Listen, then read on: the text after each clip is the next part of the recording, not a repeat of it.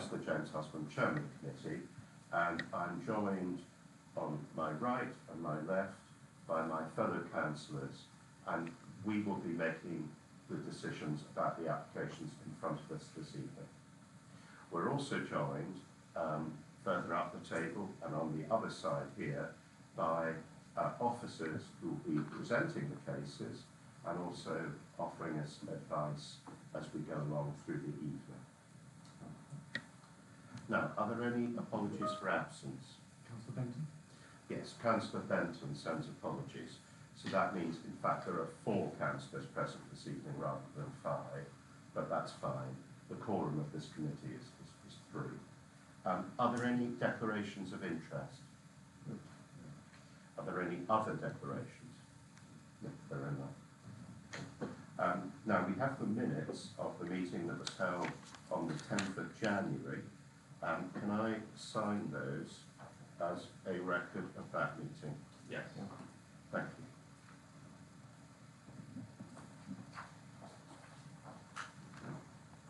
Good.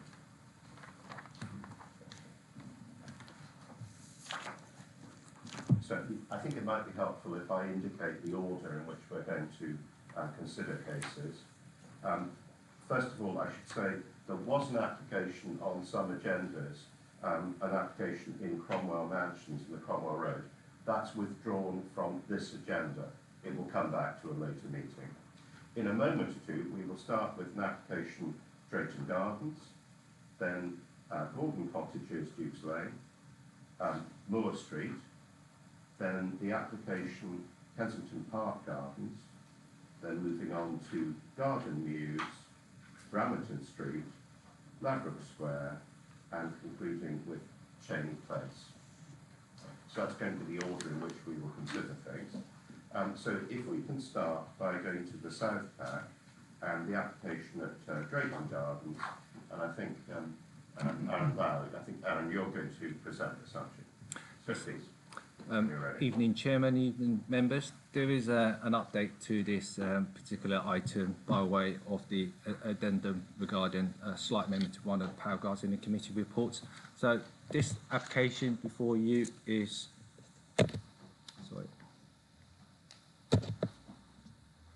this application before you is for the site at 58 Drayton Gardens.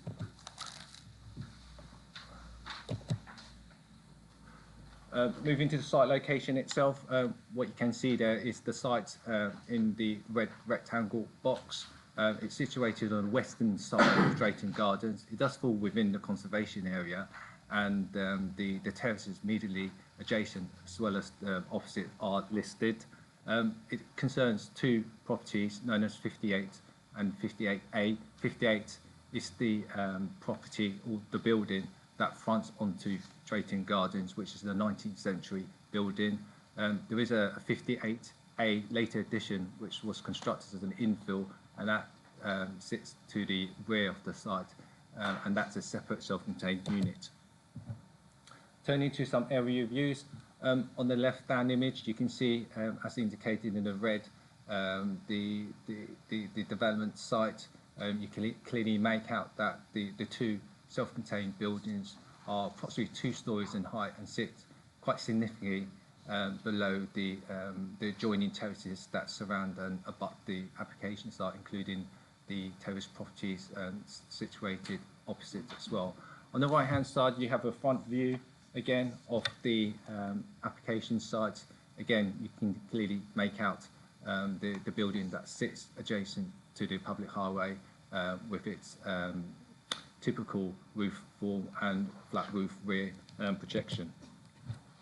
Turning to some existing site photos, this is the building fronting onto the street.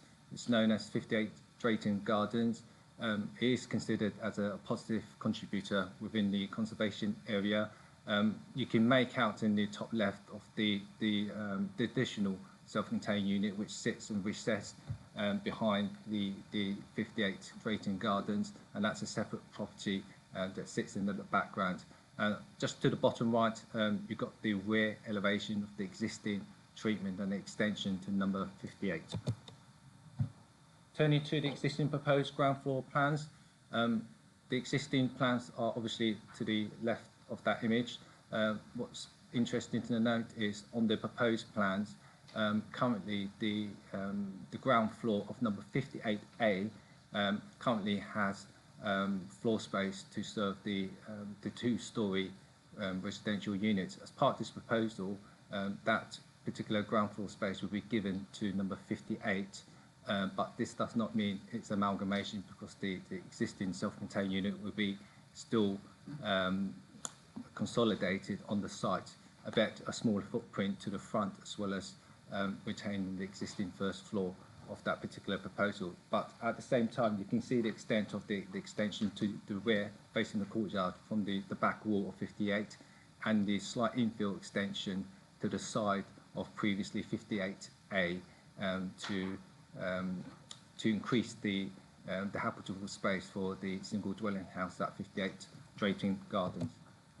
Just quickly moving on to the first floor plans, you can clearly see or make out in the right hand image that the self-contained unit 58A shall remain as part of this proposal, and again the protrusion of the two-storey rear projection from the back wall of 58 Drayton Gardens. Moving on to the existing proposed front elevation, part of this proposal seeks to introduce new replacement windows of a similar style and architectural feature of the original buildings, to which officers support. The existing artificial stone cladding of 58A that sits behind will also be replaced with traditional London stock brick, and that's something supported by officers.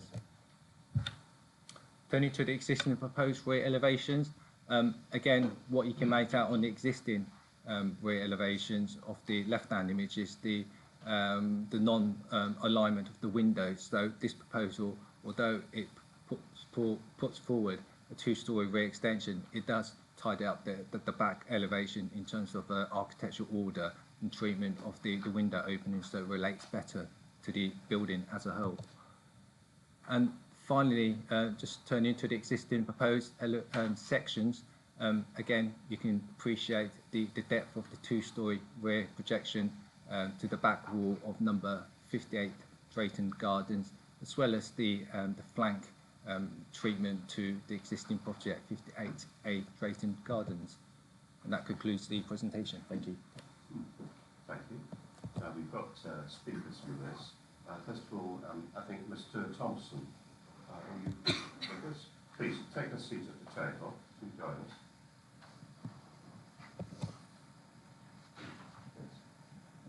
And when you're ready, please, you've got up to 3 minutes to make your representation. So please go ahead.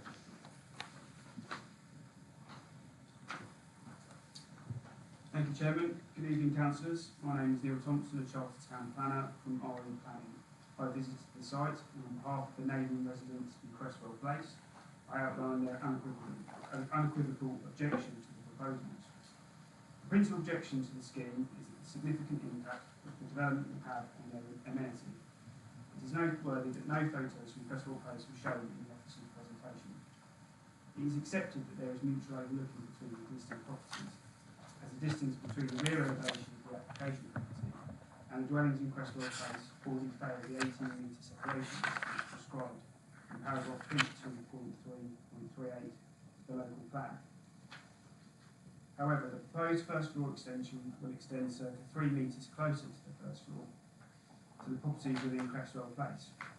Therefore, the proposed extension will exacerbate the already uncomfortable intervisibility between properties and create a harmful impact on the privacy of the occupiers on numbers 29 to 31 Cresswell Place. As well as being closer and contrary to the distances outlined in the local plan, the extension proposes larger openings at the first floor level, which will intensify the overlooking impact. The removal of the horse chestnut tree, which was shown in the aerial photographs, has been removed from the rear garden and has further reduced screening between the properties, worsening the amenity of the occupiers in Cresswell Place. It's clear, therefore, that the proposed extension is not in accordance with policy D3 of the London Plan or policy CL5 of the local plan. There are also fundamental issues with the proposed extensions, which demonstrates that the proposal before you represents a development of the site. Firstly, it's accepted that the existing property at 58A does not have any private amenity space. However, this does not justify the new one-bedroom dwelling not having any private outdoor space. The absence of this will create pressure to repurpose the flat roof over number 58's kitchen to a balcony, creating further issues with overlooking. When there is a failure to deliver a private amenity space for a dwelling, it is common and good practice for officers to request an oversized unit to compensate the lack of outdoor space. However, the proposed dwelling fails to achieve this larger floor area. Furthermore, no assessment has been made by officers in regards to the impact on the amenity of residents of the extended number 58 from the reconfigured dwelling number 58A. It is accepted there is currently one first floor bedroom window at 58A which overlooks the garden area of number 58. However, the proposal seeks additional windows at first floor level which will serve the main living area of number 58A. This will intensify the overlooking from number 58A to number 58, creating a poor standard of living for future occupiers of both properties. The lack of amenity area to the reconfigured dwelling at number 58A and poor relationship between number 58 and 58A further demonstrates that the proposal represents overdevelopment of the site. Contrary to policy D12 of the London Plan, the proposal does not submit a fire statement or fire safety strategy. Without prejudice, it is requested that condition 5 becomes a pre-commencement condition rather than a during construction condition for preciseness and to align with the requirements of paragraph 56 of the NPPF. Given the issues raised by neighbours, it is respectfully requested that the Planning Commission is refused the development proposals. Thank you very much. You stay there, and Tracy Rust, please you join us at the table as well. And in similar fashion, when you're ready, you've got up to 3 minutes as well. Thank you. I think just it's probably worth pointing out, first and foremost, that 58 and 58A are in the same ownership, and so it's members of the same family that will be occupying both units. With regard to number 58A not having any private external amenity space, and the concern that might be expressed of using that flat roof as a terrace of the ground floor extension there, your officers have recommended a condition preventing that flat roof being used as a terrace, notwithstanding that there wasn't any intention of doing that in any event. In a dense urban environment such as this, there is often a mutual degree of overlooking, and this proposal will not make this materially worse. Whilst the building is to be extended in depth, it should be borne in mind that the building is only 2 stories high. In contrast, the houses in Creswell Place are 3 stories high and have dormer windows on their 3rd level, which directly overlook the rear of the application property and its garden. In actual fact, it is they who can look down into the windows of 58 Drayton Gardens and their rear garden rather than the other way round. Specifically addressing those comments from residents living in Creswell Place, your officers report comments, and I quote, "There would still be a gap of approximately 9.5 metres between the new rear extension and the buildings at the rear. This is similar to the gap between other buildings on Drayton Gardens and Creswell Place. There would be no harm to overlooking resulting from the development. The rear boundary treatment has a high solid wall with trellis fencing above. Therefore, it is only the 3rd floor dormer windows of those houses in Creswell Place where there could be any perceived impact. However, as explained, the Creswell Place houses are taller, and it is those 3rd floor windows of those houses that look down onto the application property. It would thus be extremely difficult to look up into those windows to result in any overlooking or loss of privacy, notwithstanding the distance between the buildings. As your officer report advises in paragraph 6.13, new windows on the rear of 58 Drayton Gardens would not have any greater views over properties at the rear than existing windows." And it further continues, "And given how far set back the property is from the rear building line of the rest of the terrace, there would be no views into adjacent neighbouring properties. As such, the proposed development would not have a harmful impact on the living conditions of neighbouring occupiers granted as per your officer's recommendation. Thank you. Thank you very much indeed. Colleagues, any questions?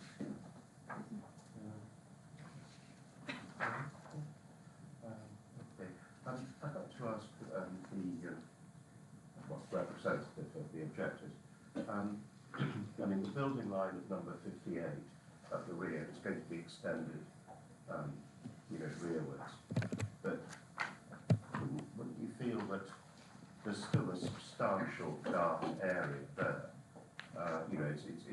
It's extended to an extent, but it's not right up. It's not removing the garden, is it? And also the separation, as has been explained, to the rear of Cresswell Place is, still in an urban context, still quite substantial different distances, isn't it? I mean, do you have any comments on that? Yeah, I You think could. that's take the comments from the chair. My concern is that it doesn't appear officers have visited Cresswell Place in making that judgment this evening, which is a concern. Like I say, I've stood in those buildings. There are habitable windows at the second floor level. I can't sit here this evening and say there isn't neutral overlooking between the properties already. There is.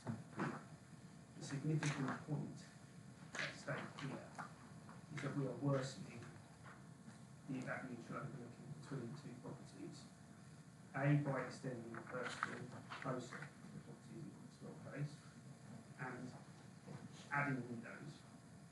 My view is that, and it's also the neighbours' views, that just because there's neutral overlooking at the moment, my view doesn't justify us making that neutral overlooking worse. And that's the principal concern the neighbours have. I accept it's an urban area, but there is an 18-metre rule in the local plan. Now, we're already failing that as part of this existing situation. We're already failing that. We're now proposing a scheme which further erodes that. And 9.5 metres is significantly below that 18 metres. Thanks. Any other questions? No. Okay. Thank you very much. So if you turn to your seats. So colleagues, our opportunity to ask officers about this. Can we perhaps, maybe I can start, can we address this, what's been described as an 18-metre rule? I don't know, would you like to comment on that, or Lisa? Address that? I mean, 80-metre rule it's a known sort of separation distance to shore or to preserve overlooking between opposite back-to-back properties. What you have to take in consideration is the site circumstances. I mean, not all sites achieve that 80-metre back-to-back distance, which is the desirable separation distance, and therefore, if you take the starting point that if it's less than that, your judgment is if it's reduced by a certain amount, would that amount to significant overlooking? Because those back-to-back windows, upper floors, already overlook each other, so there's the degree of overlooking, and therefore the question is the degree of overlooking as a result of the additional outrigger proposed, and therefore pushing those sort of windows closer to the back of those windows Cresswell used. Thank you. Any other questions? Will? A couple of questions. Thank you, Mr. Lapp. Just two questions.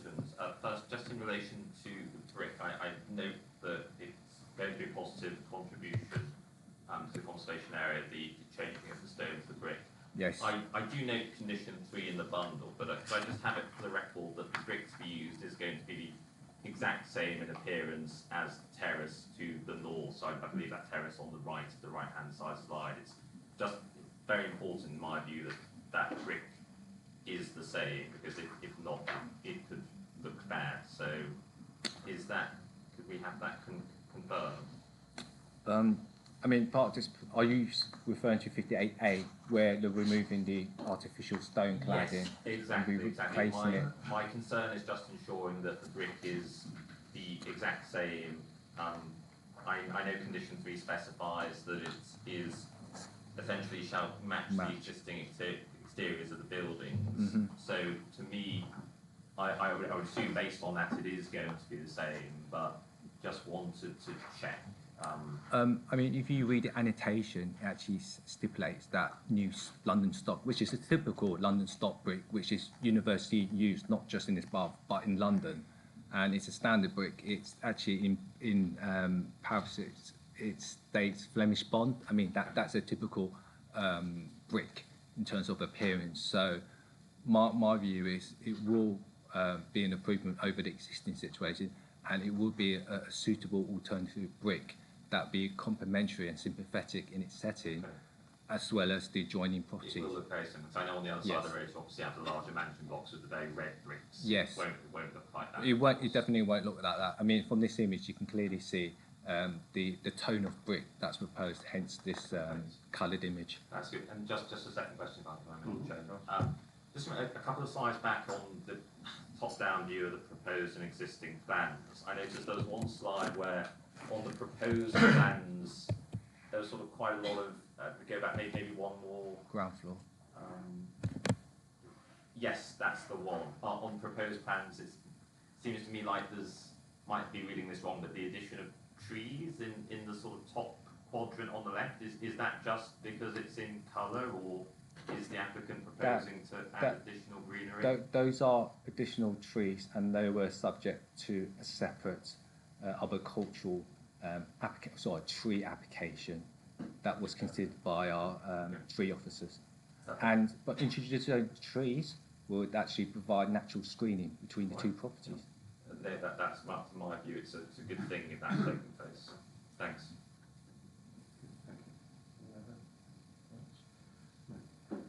Okay, well, in that case, I think we can probably take a decision on this. So the recommendation is to grant permission with the conditions attached.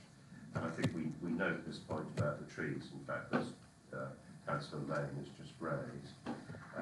So can I see those in favour of the recommendation, please? So that's granted. Thank you very much indeed.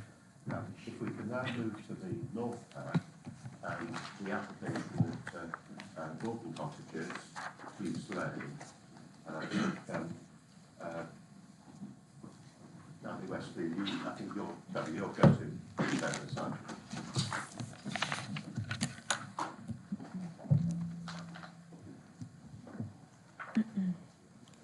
Thank you, Chairman. This is an application for planning permission for the construction of a mansard roof extension, a rear lower ground floor extension, and an air source heat pump with associated enclosure. So the application site comprises the end of terrace property known as Gordon Cottages, which is in use as a single residential dwelling. The site is located off Dukes Lane, which leads from Pitt Street. This slide shows the existing front and rear elevations. And this slide shows the proposed front and rear elevations, which includes the mansard roof and the rear lower ground floor extension. It's also worth drawing members' attention to the fact that the mansard roof has been previously approved as a separate application back in 2020. This slide shows an existing and proposed section drawing of the mansard roof, which shows its form and profile. And this slide shows the location of the air source heat pump, which would be located in the rear garden of the dwelling, and the associated acoustic enclosure, which would be set against the neighbouring rear boundary wall. This slide shows an aerial image of the wider terrace with the site identified with the red point. And this slide shows site photographs taken at the property, which shows the existing rear elevation and the existing rear garden area where the air source heat pump would be located. And that concludes the presentation. Thank you. Thank you. Now we have speakers for this. Simon Jenkins.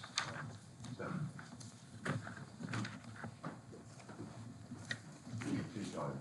And you're a near neighbour living in Holland Street. Yes. Please, so when you're ready, please go ahead and have up to 3 minutes. Thank you very much indeed. And we'll be back onto this property. Can I say we welcome that this property is being brought back into use after a long we welcome any neighbour. No problem. We've got 2 points. I've just got 2 points to make about the application. In the case of the extra storey on the property, this is exactly what I applied for in my house and was turned down flat 8 years ago by you. You said the reason for my not being allowed to have an extra storey with a mansard exactly like is being proposed here. It was a conservation area and overlooked the adjacent properties.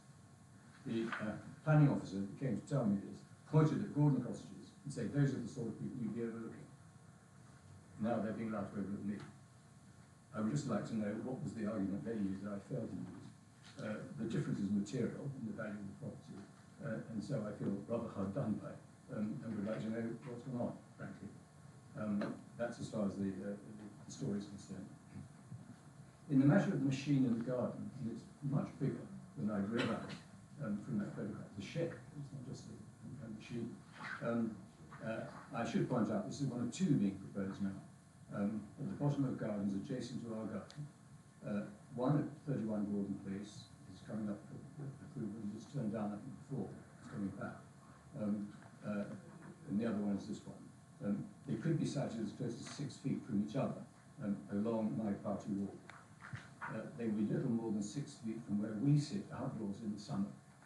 I estimate they'll both be closer to our bedrooms than to those of the applicants.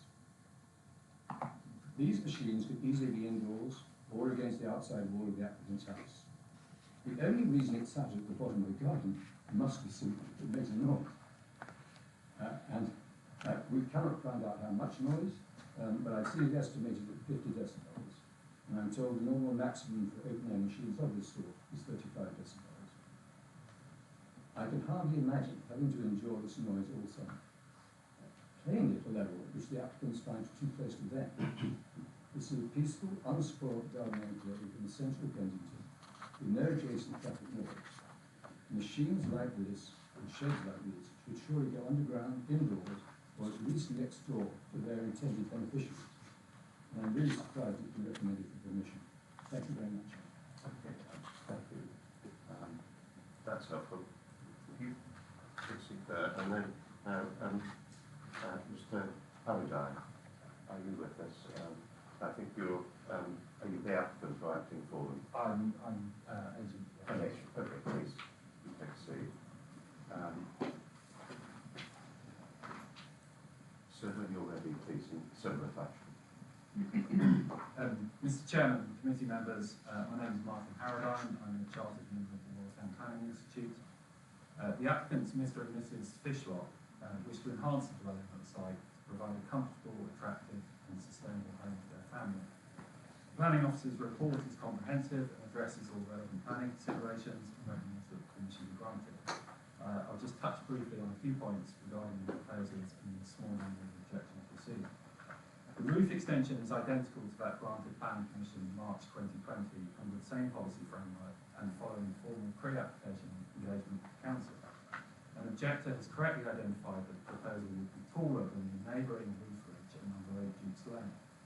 The height relative to the neighbouring property was fully assessed in the previous application, with the officer report stating in paragraph 6.2 that the application building is, and quote, notably different in character to the adjacent properties number 7 and 8 Dukes Lane, which have a vertical appearance. The various building styles contribute to the interest and special character of the street. End quote. As with the previous permission granted, officers have again concluded that both the conservation area and the immediate neighbours will be preserved by the roof extension proposed. The rear single-storey extension proposed is comparable in size to those found at neighbouring properties and would be below the height of the existing tall boundary walls and so cannot impact on the immediate neighbours. The green roof proposed will assist greatly in sustainable dwellings for the area. The applicants wish to make their family home sustainable, and all new work will be carried out to current building regulation standards to achieve high levels of energy efficiency. They also wish to supply renewable energy to their home, and for this purpose an air source heat pump is proposed. The acoustic enclosure for this plant is of a similar scale to a domestic shed or other building that could be erected without planning permission using permitted development rights, such as the shed that can be seen up in the neighbouring garden to the rear. The Council's Director of Environmental Health has accepted the method and findings of the noise report submitted, and compliance with those noise limits is a subject of a clear and enforceable planning condition. As your planning officer has set out in their report, proposals will preserve the character and appearance of the conservation area and ensure good living conditions for all neighbouring occupiers.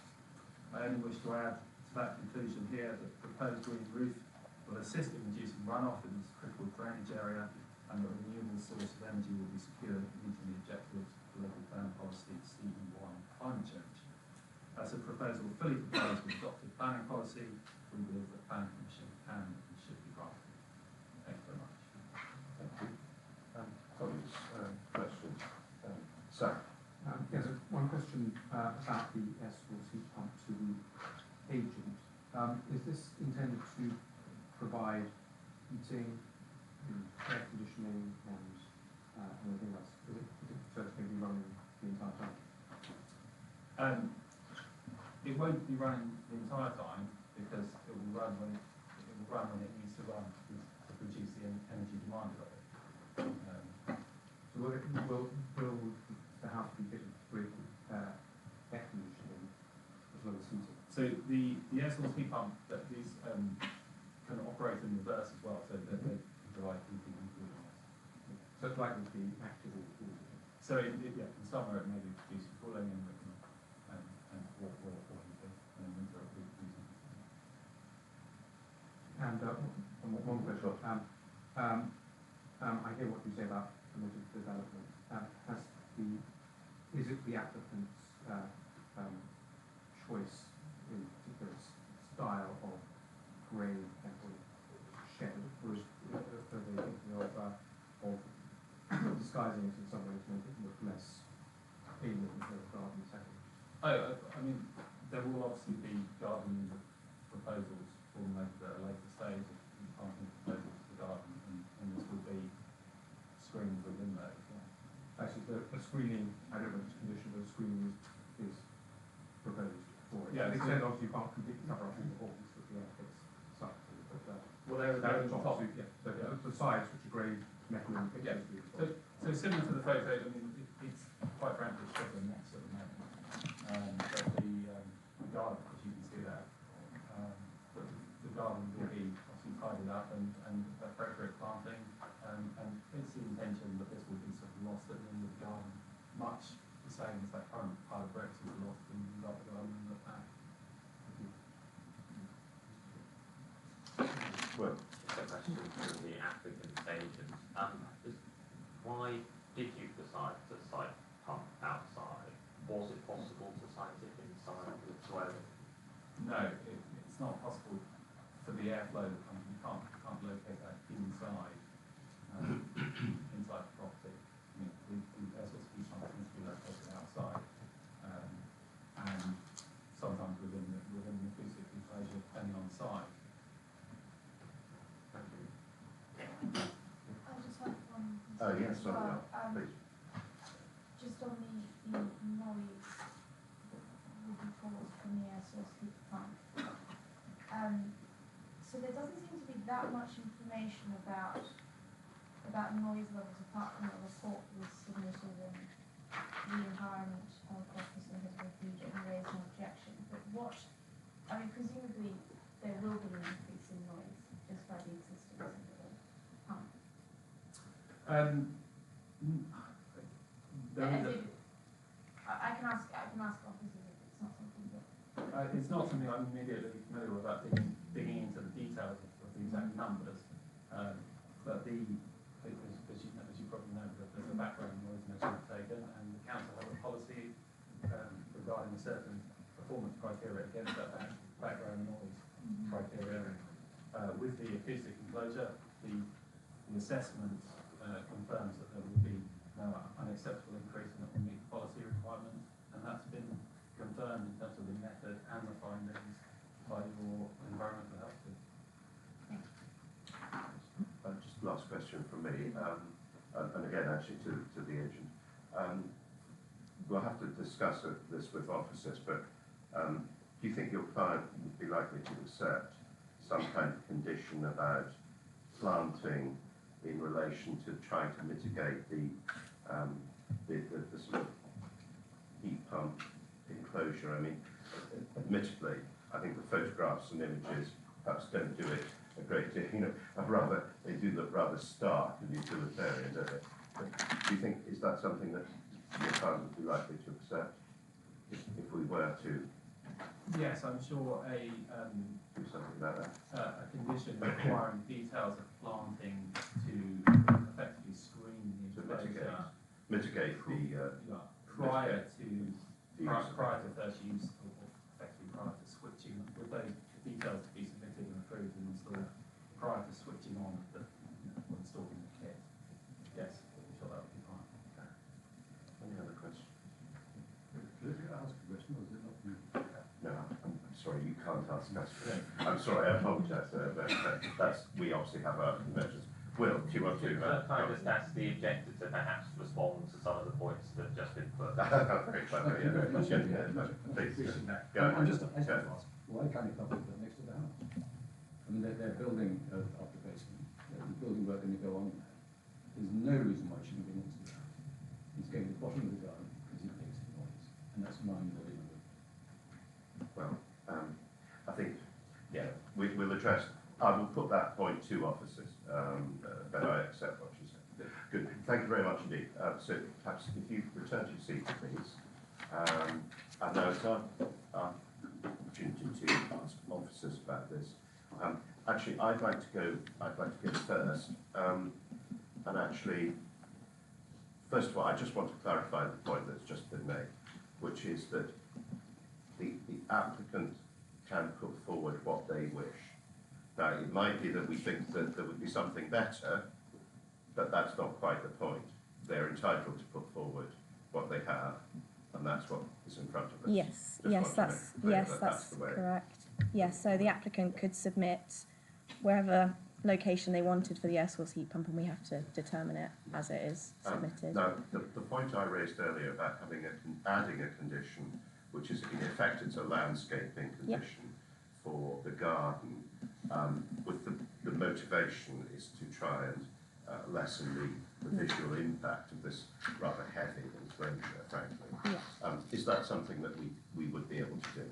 Yes, yeah, we could request details of any screening for the acoustic enclosure before it's installed. Good. Colleagues, any other questions to Will? One question for you, Ms. Wesley. In terms of our enforcement options, if the acoustic screening doesn't do the job, what are those? If we do get complaints from residents that it is making a noise, do we have a robust system in place for enforcing on that? So essentially, with the wording of the condition, the applicant would have to submit those details, whether that be a landscaping plan or detailed elevation and section drawings to us before the plant's installed. And should the enclosure not be installed with that appropriate screening in accordance with those plans, then we could enforce against it. But that's about as far as we could go in terms of I sort of suppose my question was if even if it's technically in compliance, if just hypothetically it is still making a loud noise, can we issue any further conditions? We have our standard noise conditions, which mean that if the enclosure was making too much noise above what's deemed acceptable, set out in our environmental health noise SPD, then we could request that the acoustic, the air source heat pump is switched off until it complies with that condition. Thank you. And just, perhaps it's again over conditioning it, but we can't, or can we put conditions that it can't operate, say, from 1 in the morning to 5 in the morning? Is that something we can do, or would that sort of be so materially different from? So the way noise reports work is you assess background noise levels, and it's taken throughout the night as well, because clearly it's quieter at night, and then the condition requires the plant to operate at 10 decibels below the lowest background noise level. So really, if you're complying with that condition, you shouldn't hear it. And the rule of thumb is if you can hear a piece of plant, it's too loud, so it's not complying with that condition. So I would suggest it's not necessary to control it at night, assuming that at night time it is operating at levels that you wouldn't hear it at anyway, if it's complying with that condition. And that condition does include a shut-off clause, so if it isn't operating in line with that condition, they have to turn it off and can't use it again until it does comply. And it's very rare, believe it or not, with modern plant with this condition that we get enforcement complaints that are then actually statutory noise nuisances. This is a very used and quite a robust condition that has served us very well actually in recent years. So as long as it accords with that, you shouldn't have this condition. And just a last point I'd like to ask about the mansard. So the mansard that is proposed here, we're satisfied that is extremely similar to something that got permission a few years ago. Yes, it's the same design and form as the previously approved scheme. So that must be a material consideration in our consideration of this evening. Yes. And in the light of what we heard earlier, it might well be that that is also a material consideration if I happen to live nearby. The fact that there is indeed consent for something of this form, yes. As opposed to a decision that may have been a number of years ago. Yes. Or a view expressed a number of years ago. Just to make sure that's right, isn't it? Yes. The correct way of looking at it. Okay. Are there any further questions? No. Okay. What I'd like to do is I'd like to have a vote. I propose the recommendation is granted, but I'd like to add a landscaping condition as we have discussed in. So adding that in. So the recommendation is to grant with those conditions plus extra conditions attached. Can I see those in favour, please? Those against? So that's granted. Thank you very much indeed.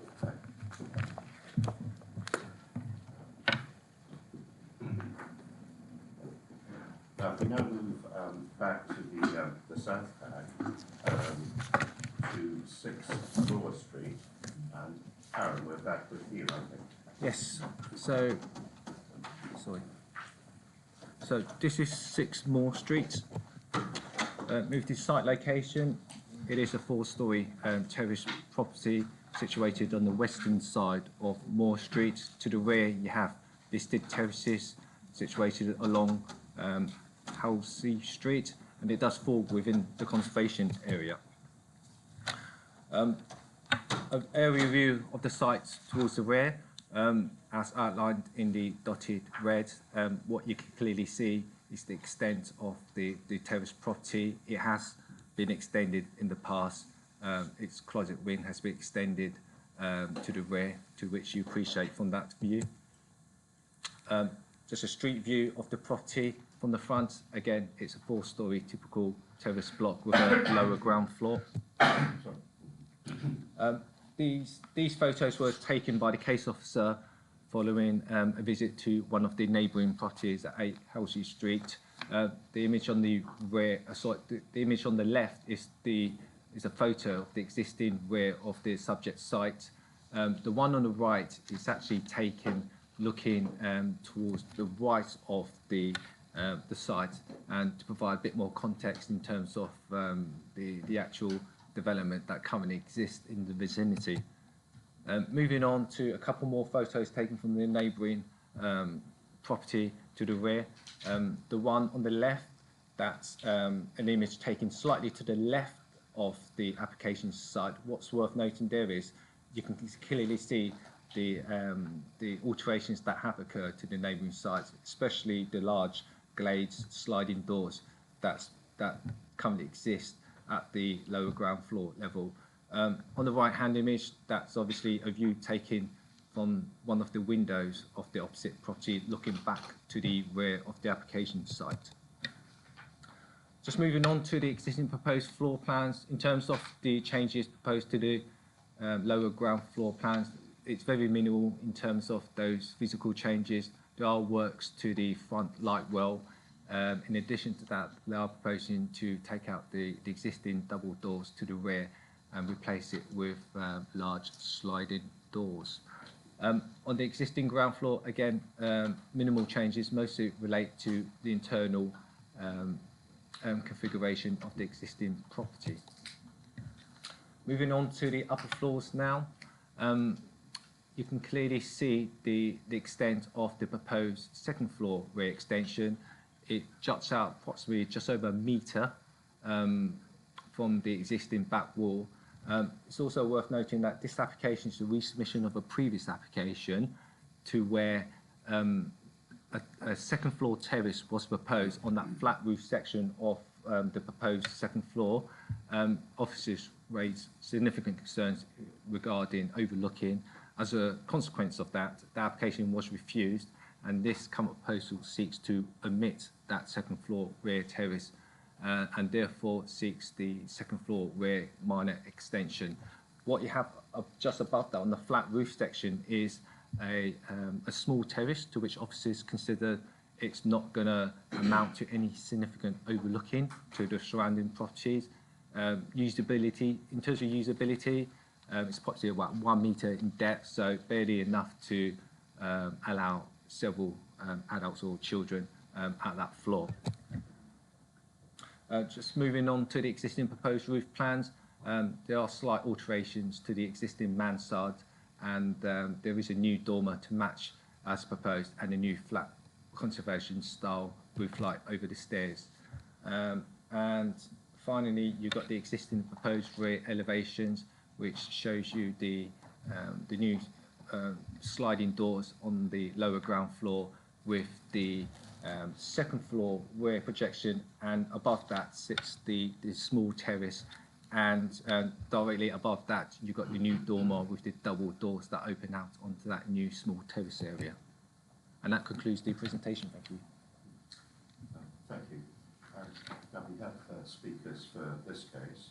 If I can ask Lord Grantley, Richard Grant, please do join us. And I think it was actually some of those photographs were taken, in fact, from your home, looking at the rear of the site. Is that right? Yes, I urged the planning officer to come round, and eventually he did. But there was no visit before the first application. Good. Well, please, when you're ready, do go ahead. I'd like 2 or 3 minutes. But I'm asking you as members of the committee to refuse this application for a mansard roof terrace and to refuse the replacement of the French doors and the lower ground floor by huge clear panes of glass. First, in support of Stephen Baxter's letter from the Residents' Association, I would point out that no mansard roof terrace has previously been allowed on this side of Moore Street for reasons of noise and disturbance. You wouldn't want to have a bedroom next to a mansard roof terrace. There are only 2 mansard roof terraces this side of Moore Street, neither of which has permission to operate as a roof terrace. It's bizarre that the officers, in supporting their recommendation to approve this roof terrace, cite their recommendation to approve a mansard roof terrace next door at number 7, but that application was refused by your committee. We ask you please to follow that precedent and to do the same again now. If you don't, the floodgates will be open. Secondly, I ask you please to refuse the application to replace the French doors, which, as you saw from the photos, are attracted by huge clear panes of glass for 2 reasons. Firstly, because of light pollution, and secondly, because it would cause further harm to the conservation area. First reason, the officers do not take light pollution sufficiently seriously. They do not even mention it in the main part of the report. They say later on it would only affect 1 person. Well, that's me.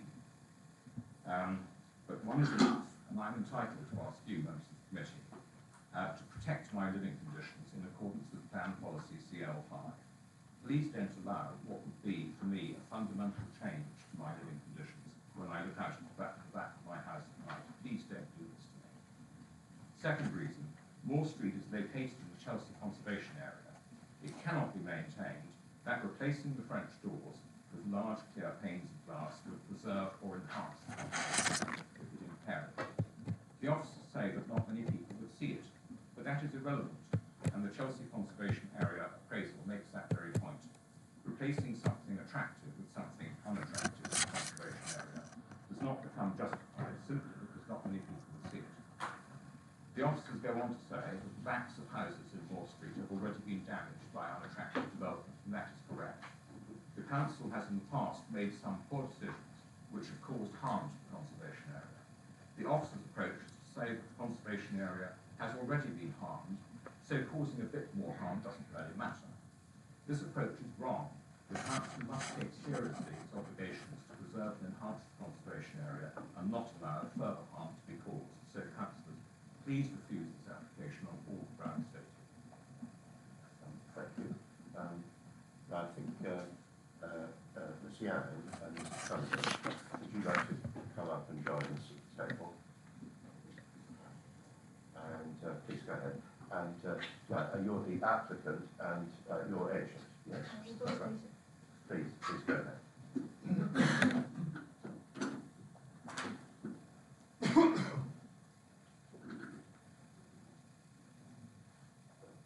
So please, when you're ready. Chairman, Councillors, Miss Young is the scheme architect, and we are all speaking rights in that regard. And the planning consultant with regard to this. The dwelling house has been empty for a long time, and the proposed development to bring it back into gainful use as a single family dwelling by Mrs. Shue, who sits at the back, who is the applicant. As the planning report summary makes clear, the proposals are acceptable. The proposed works are largely contained to the rear of the property, safeguard the surrounding sheltered conservation area, and give contextual regard to the established development pattern of the immediate surrounding area. The proposed terrace is limited in size, thereby maintaining a good standard of living and privacy. Is considered to be safeguarded due to the high level of mutual overlooking present in the immediate surrounding area, which the officer showed you in the photographs. Those words are not mine, they are the words of Douglas Payne in a very comprehensive report, who is the case officer in this case. The officer assesses that this proposed development would not make the current situation materially worse. With regard to the, Miss Shue will show you on the computer, with regard to the windows that are complained of, they are recessed downwards. There is a gap in the greenery at the moment. The applicant will replace the missing part of the trellis and greenery, and the existing and proposed trellis is much higher than the proposed sliding doors, which you can see on the screen. Even the existing back garden is higher than the sliding door level. So most of the light will be confined within the client's own backyard. With regard to the, and we would argue that to say the sliding doors are unattractive is a subjective view. We would say they are widely used and they are quite attractive for the purpose they serve. With regard to the third floor flat roof that the officer has referred to, it is tiny. It is only 1.15 metres, and if you deduct the parapet and railings, it comes to only about 80 centimetres. So it can hardly be used for recreational purposes, but more for maintenance, and therefore the applicant is happy if a condition is added, as the previous granted application for 7 Moore Street was, in that it shall be accessed for maintenance and for means of escape only. That should satisfy councillors and the objector. The proposed development has been assessed as being compliant with the main policies and strategies against which, you can just conclude. against which it was assessed by officers, and that is in the report, Chairman. 6 conditions are proposed in respect of the application. The applicant understands all of those reasons and will comply with them. And finally, in conclusion, there have been a swathe of similar developments in this part of the terrace in recent years at numbers 5, 7, 8, 9, 12, 14 and 15. I'm going to have to stop you there, actually, but thank you for that. Colleagues, questions? Will, you go ahead. First question to the objector. Essentially, my question is just in relation to glass. Are you aware of any other house on the terrace that has, let's say, modernist panes of glass on the lower ground floor, or do they generally all have? No, far too many. Far too many. And they Okay. shouldn't be allowed. You can see, if I may say, Chairman, on the left-hand side, the traditional Georgian style windows and French doors, which are white painted, wooden, traditional style doors. And that's great. And unfortunately, the council has previously allowed a number of these windows and doors to be replaced by these great big panes of glass. It shouldn't have been allowed. And the fact that it has been allowed in the past does not give justification, in my view, in my submission, to do so again. The process should be stopped. And if I may, Mr. Chairman, a linked question for the applicants. Do you know whether the French doors are contemporaneous with the rest of the structure, or are they of a different era? Sorry, say that again? Do you know whether the French doors, the ones on the left-hand side, are they contemporaneous with the rest of the structure, or are they from a different era? I cannot say that. Yeah. Tell me if I'm wrong. The current lower ground floor is not contemporaneous with the original, which I guess is sort of mid-19th century, but was added sometime this century. And so the French doors would have been put in at the same time as the extension that you saw. No, I think they look as though they might be, I don't know, 1950s or 60s or something like that. Yes. No, I understand. Can I've got a question actually to the applicant's representatives. So I just want to make clear that I've heard this correctly. So the higher level terrace, you are saying that the conditioning in a way that I believe a previous committee did at number 7, your client is prepared to accept that. So in other words, it ceases to be a terrace. It's simply an ability to for maintenance purposes to be able to get out onto that small piece of roof. Yeah. Right. Okay. That's good. Thank you. Sorry. Yes, are there other similar terraces along this route? Given there are my understanding is there are no other mansards. Yes, it doesn't. Number 7, number 8, and 7 is granted as for the maintenance purposes. Okay, but there were no mansards. So And then so it's all across the street. Might I clarify? Yes. You respond as well. There are mansards at number 7 and number 8. Yeah. The one at number 8 never sought permission to operate as a roof terrace, and as far as I'm aware, has never been operated as a roof terrace. The one at number 7 is not allowed to operate as a roof terrace, and as far as I'm aware, has not been operated as a roof terrace. How the mansard is for, you can see from the image here, it's like the whole street. Any two houses, so number 7 and number 8. Mr. Payne would have seen that on the site visit. I pointed it out to him. Good. Any other questions? No. Okay. Thank you very much, Dick. So if you return to your seat, please. Thank you. So our questions to officers.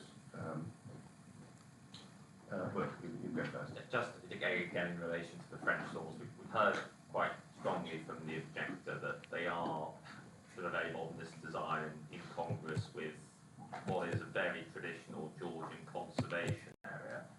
Why in your view, they harm the appearance of the conservation area? Could you also link to that question, just clarify whether, because they're not visible, that has an impact? We had a sort of bit of a discussion earlier about whether that impacts the conservation area, but my understanding, I think, is that, well, if something looks worse, the fact that it can't be seen by many people, that's not relevant. So could you just speak to that as well, please? The first part of the question, was it more about why we're accepting the replacements of those existing windows with Yes. larger openings? French doors. I mean, it's quite common for lots of homeowners to take out existing openings, even original features as part of the proposal, without any restrictions in place. I'm not aware if there's an Article 4 that removes, say, permitted development rights, which allows certain works to be carried out under permitted development. Notwithstanding that, we consider the new sliding doors is contemporary in nature. There's no doubt about that. But at the same time, it is quite common to see these types of interventions that are a commonplace within quite sensitive setting, even in conservation areas.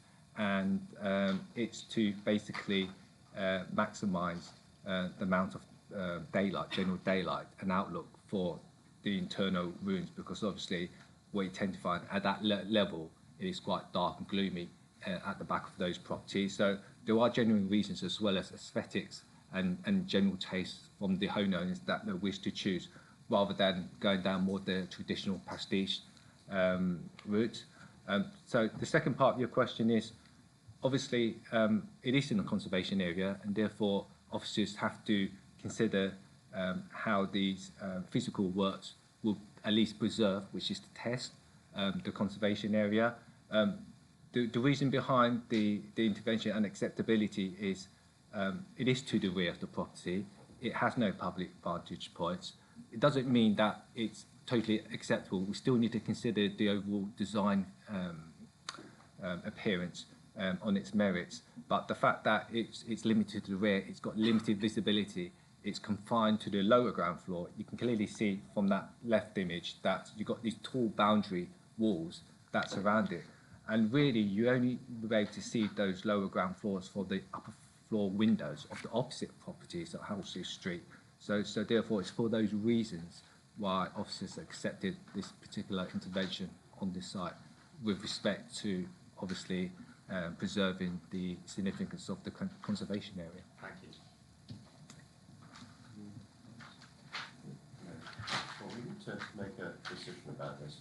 I think the first part, which I think is extremely welcome, is that we've heard that the applicant is happy to accept a condition precluding the use of this terrace space as a terrace and have it for maintenance only. So I think colleagues, I'd be inclined to immediately accept that. I think the issue of the large glazing at the lower level, I actually am sympathetic to the case that the objector made, but I think the difficulty is in terms of good decision making. Unfortunately, there are many, many examples of this kind of development in the borough.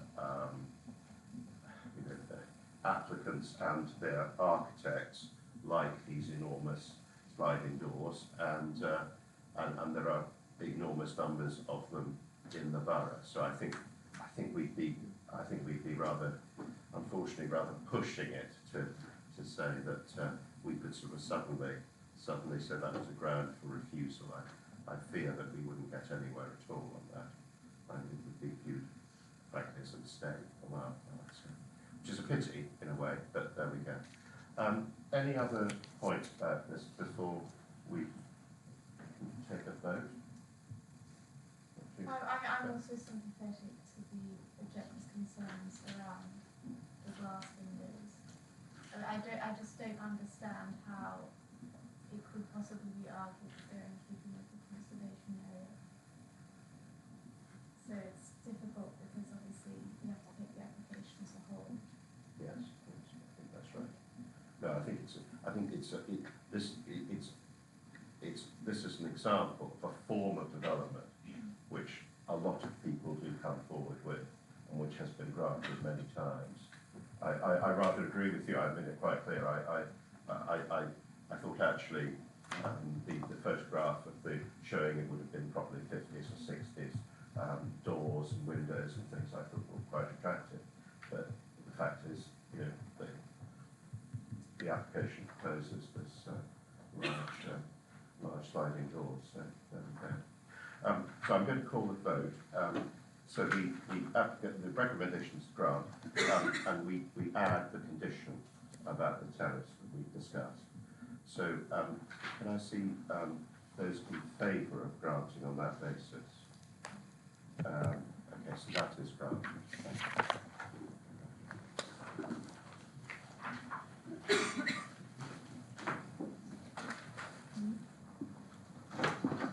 If we can now move to the application back at the North Track, the application at Kensington Park Gardens, and I think, Nado, you're actually going to present this. I am, yes. Let me just... The right papers in front of us. Yeah, so the application relates to number 31 and 32 Kensington Park Gardens, listed properties, a set of listed properties laterally converted on the northern side of Kensington Park Gardens, both listed buildings, Ladbroke Conservation Area.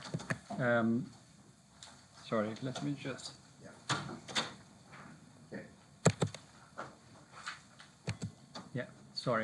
So the proposals relate to the amalgamation of a raised ground floor level flat at number 31 with a first floor level flat which is spans across number 31 and 32, plus associated internal alterations and external alterations. So in this image we have the external alterations being depicted in there, which largely comprises the repairing of sections of the rendering, removal of redundant cables and pipes, and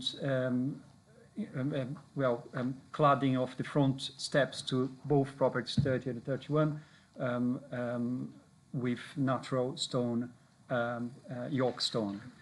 So then here we have internal floor plans for ground floor level and first floor level. So it's a depiction of what is being removed. So here we are showing both individual flats. The one to the left-hand side is at raised ground floor level, which is the smaller of units of the two, and the one to the right is the larger unit at first floor level. So you can see a depiction in red of what is being removed.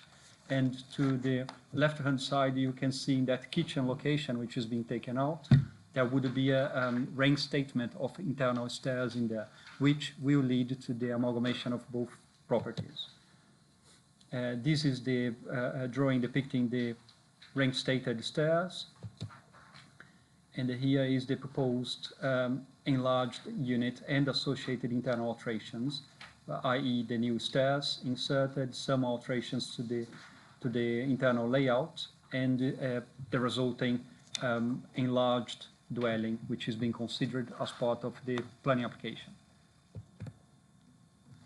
And these are images of external images of the property depicting the sections of damaged rendering in there and redundant cables, etc., and also of the front entrance steps in there. So yeah, so that's the end of my presentation. Yeah, thank you.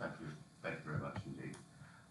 Now this is obviously recommendation is to refuse this, but the applicant is entitled to speak. So Mr. Loftus, please, you come forward and join us.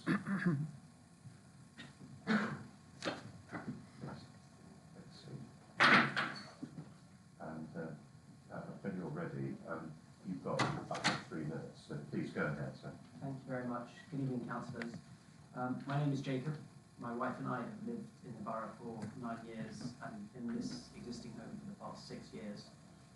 18 months ago, we were blessed with a gorgeous daughter and are hoping for the arrival of the second very soon. We're a growing family who simply wants to ensure we can stay in our home and continue to grow. I wanted to use my brief time tonight to set out 2 things. Number one, why we believe our proposed application does meet the current policy, as we believe it does achieve the bar of adding substantial heritage value to the building. And number two, why we believe that members should be confident that supporting this application, given the unique conditions and benefits that we have proposed, which weren't just mentioned but are explained, will not set a precedent that could be an issue for future policy. I appreciate RBKC is clear on amalgamations. I recognise this is due to the need to maximise the number of beds in the borough. The ground floor flat we wish to buy has been primarily let short-term on Airbnb rentals for the last 2 years and only ever has a single person living there. It contributes just 1 bed to the borough. Our application exceeds the 170 square metre policy limit by 27 square metres, 15%. Approximately half the size of a standard studio flat. We held 2 pre-application meetings with the borough and were told that the limit can be exceeded if substantial heritage improvements are provided.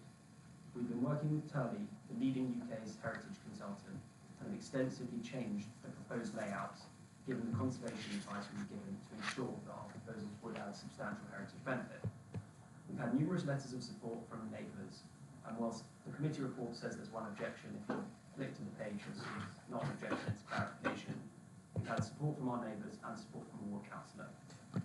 Our heritage-led benefits include relocating an original staircase back to where it was, restoring the original layout back to what it was, fully repairing the external facades of the building, which are literally falling to pieces, as well as replacing the external 1980s staircases with like-for-like York stone.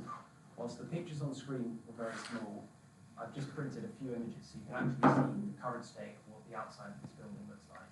It is falling apart.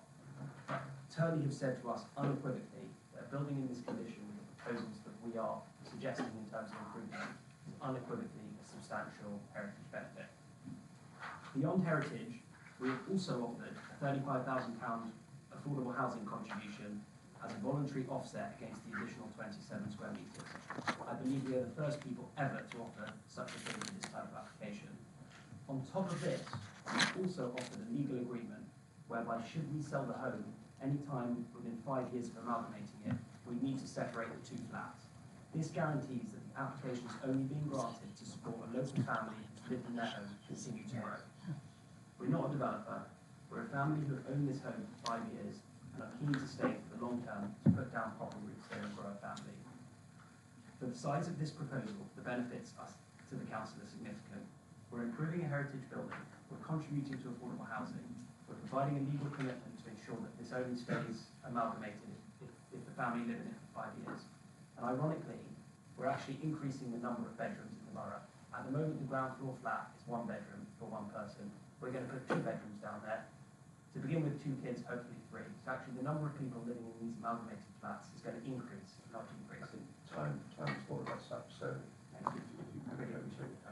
thank you very much indeed. Colleagues, Sam. I hear everything you say, and obviously we sit and we hear some of the things, so we've got a sort of policy and we've got understanding of the residents. The only thing that I was not sort of fully understanding is you showed pictures of, you've seen in the pack, a crumbling extra drain pipes and crumbling front rendering some poor decorative condition. It shouldn't need an amalgamation for a building to be repaired, so that could be repaired by local freeholders, which of course they. In theory it could, but the building as a whole is owned by, the 2 buildings are already amalgamated, so actually probably one thing to note, the 2 buildings that the flats sit across are in no way, shape or form remote close to their original condition. In the 60s, a single staircase was put through. Yeah, exactly, but just so the outside bits could be repaired at any time, they're not dependent on. In theory it could be. We've owned our flat for 6 years. We've been petitioning the other residents to repair the building since we bought it, because obviously we're not really happy with the condition and no one is willing to contribute to that. So as part of this application we will be paying for all of it, and that seems to be the only way that it's going to happen. Can I ask, and apologies if you've already gone over this, I just want to get it right. So how many bedrooms in your current flat? So in the first floor flat is currently 2 bedrooms. 2 bedrooms, and in the flat that you want to amalgamate? There's 1. So you, There's 1 bedroom and a living room. okay, We would convert that living room into another bedroom. into So another, it would be end up being increasing the number of correct. Okay. And interestingly, from the research we've read, there are almost no 4-bedroom apartments delivered in any developments across RBKC Yeah. at all. So this would be a substantial benefit in that regard as well. Thank you. Well, First of all, you mentioned the fact you're willing to make an affordable housing contribution of £35,000. I think that's hugely welcome considering the lack of affordable housing in the borough. And I appreciate you letting us know that the basement flat's been used as an Airbnb for the past 2 years. Would you mind telling us, in terms of the cost of the refurbishment, actually how much that is as well? Because I know these can be hugely costly sometimes. So It's approximately 250,000. yeah, so £250,000. And then on top of that, it's about £80,000 So it's essentially a substantial amount of money that you're willing to pay to ensure that your family can live in this borough and raise kids in this borough, which I think is a great thing. Of course, we do have this policy about amalgamations, and I suppose the question for us is 27 square metres over the 170, is that marginal enough for the benefits that you've outlined to outweigh that? Thank you. Any other questions? Yeah, I was going to say, we'll have a discussion with officers, but thank you very much, Steve. Please take the seat down. Okay. Actually, I'd like to start, if I may. Okay, we'll see where we go with this, but I'd like to ask the representative of the legal department. The issue of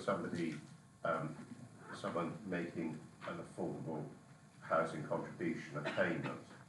I mean, it's not something I've heard before in a circumstance such as this. Is that something that could be done? Could a legal agreement of that sort be entered into, or would it not really properly fit into the scheme of things? What's Officer view on that? My view is that it would be an unlawful contribution. It's a well-established principle that you cannot buy and sell planning permission, so you cannot offer money when money is not required under policy. So there is no requirement under our policy for an affordable housing contribution. So it's not necessary, so it will not meet the legal tests for a planning obligation. No, it can only be an obligation, not a condition. No, but I it won't think meet to be the fair, tests. I mean, I don't think this was offered in that sort of sense. No, probably not. It would be rather unusual for it Yeah. to be offered in what is clearly a public meeting. Yes, I mean, you'd have to. It's not, but I think that's rather, colleagues, that's rather what I. You just have to discount that offer It's because not really something we couldn't possibly that's- enter into an obligation for that. So you'd have to discount that. I think that's. And same with the personal permission as well, because it's not the sort of application where it's. Because I think you can have a generally, personal and permission. maybe Ms. Chung would like to come in on this. I think personal planning permissions, I think broadly speaking, we try to avoid them.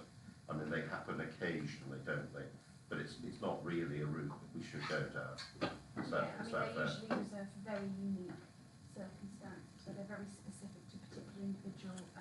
Historically, yes, we probably use them far too much, but essentially we don't tend to do that now. I think that makes sense.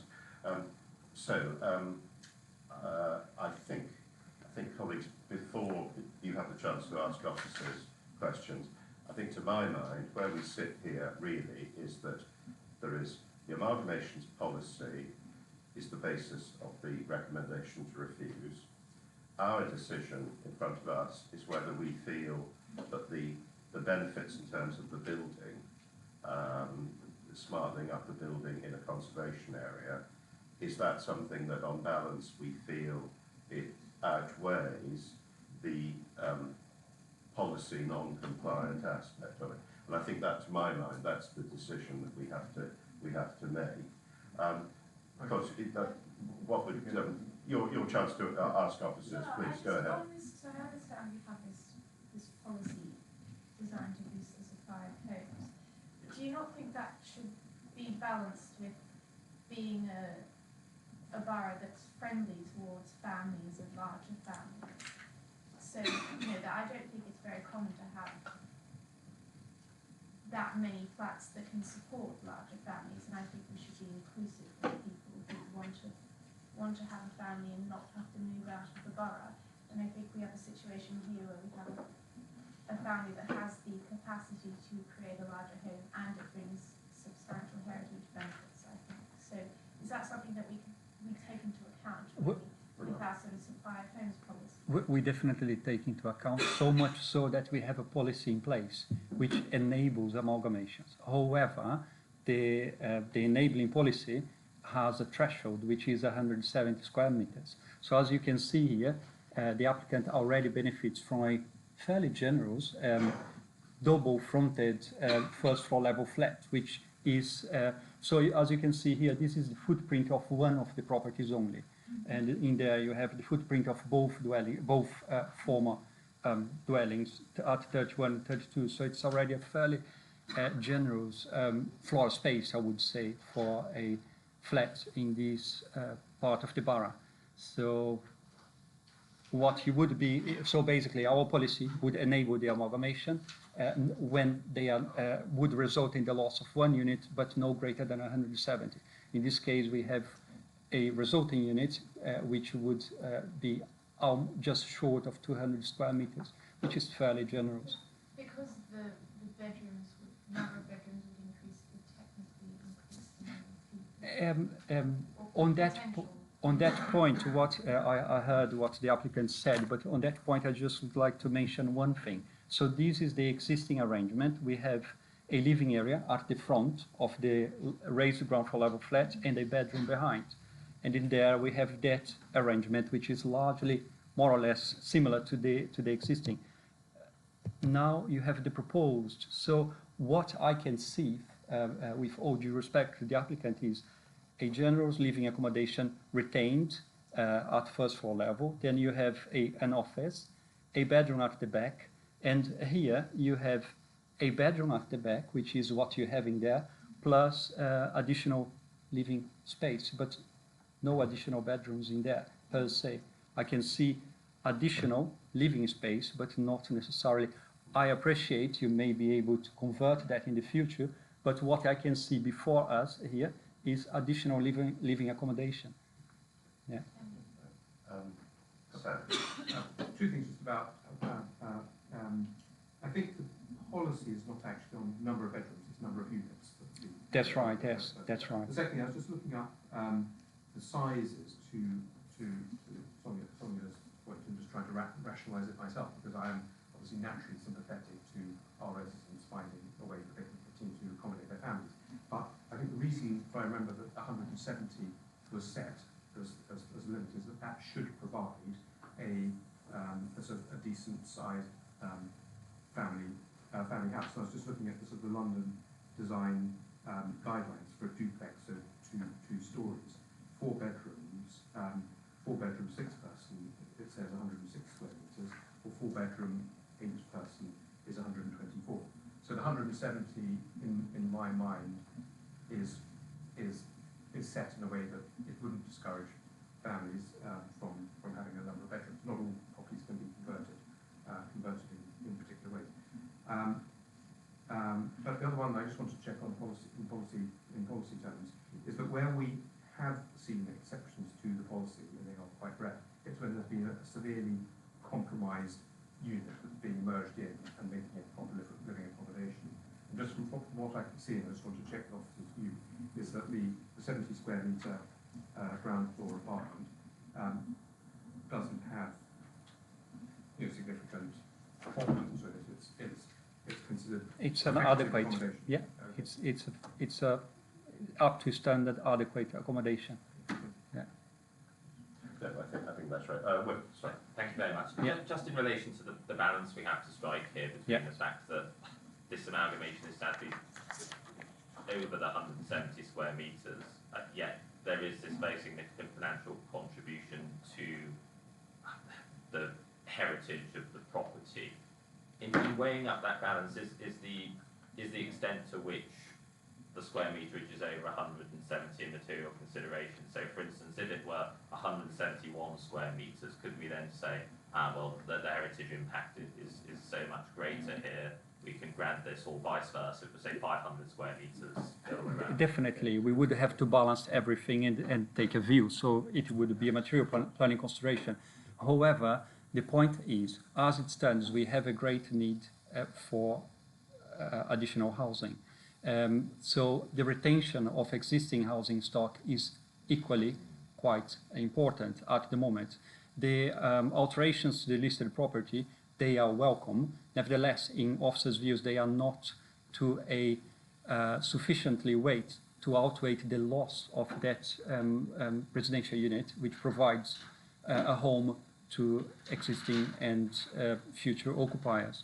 The internal stairs, in my personal view, probably would be seen as a substantial, fairly not substantial, because we concluded it's not substantial enough, would be the heaviest of the items in my personal view in here, because you would be reinstating an internal stairs within an original location. And but for example, in my humble view, the alterations, the external alterations are fairly general, and they are, in my personal view, due to the you know, they are bound to happen because they are fairly cosmetic. And in fact, I would go further to say that in situations where the occupiers of the property do not maintain their properties, I appreciate the recladding would be slightly beyond that. But in terms of repairing the stucco work or peeling off paint, we have powers to issue a Section 215 notice to require residents to maintain their property to an adequate standard. In my view, what we saw here is not uncommon. It's not beyond. It's not anything beyond. You can see, and in fact, the experience tells every 5 to 6 years, people in this property, in this borough, they tend to maintain their properties, repaint and repair. So this, I would humbly say that these things are bound to be repaired. Thank you very much. Yeah. Okay. Thank you very much. So we need to make a decision. We've heard various opinions. I think that, I mean, to my mind, this is quite finely balanced. I think there are definitely benefits. I mean, obviously, different people will come at this from different points of view. You know, many people would feel 197 square metres was an extremely large home. Other people would think it was just a very pleasant family-sized dwelling. You know, we just have to make a judgment. I think there are definitely benefits here. Maybe on balance, I'm perhaps inclined to feel that arguably the balance, the benefits could be said to outweigh the amalgamation policy, but I don't feel incredibly strongly about it.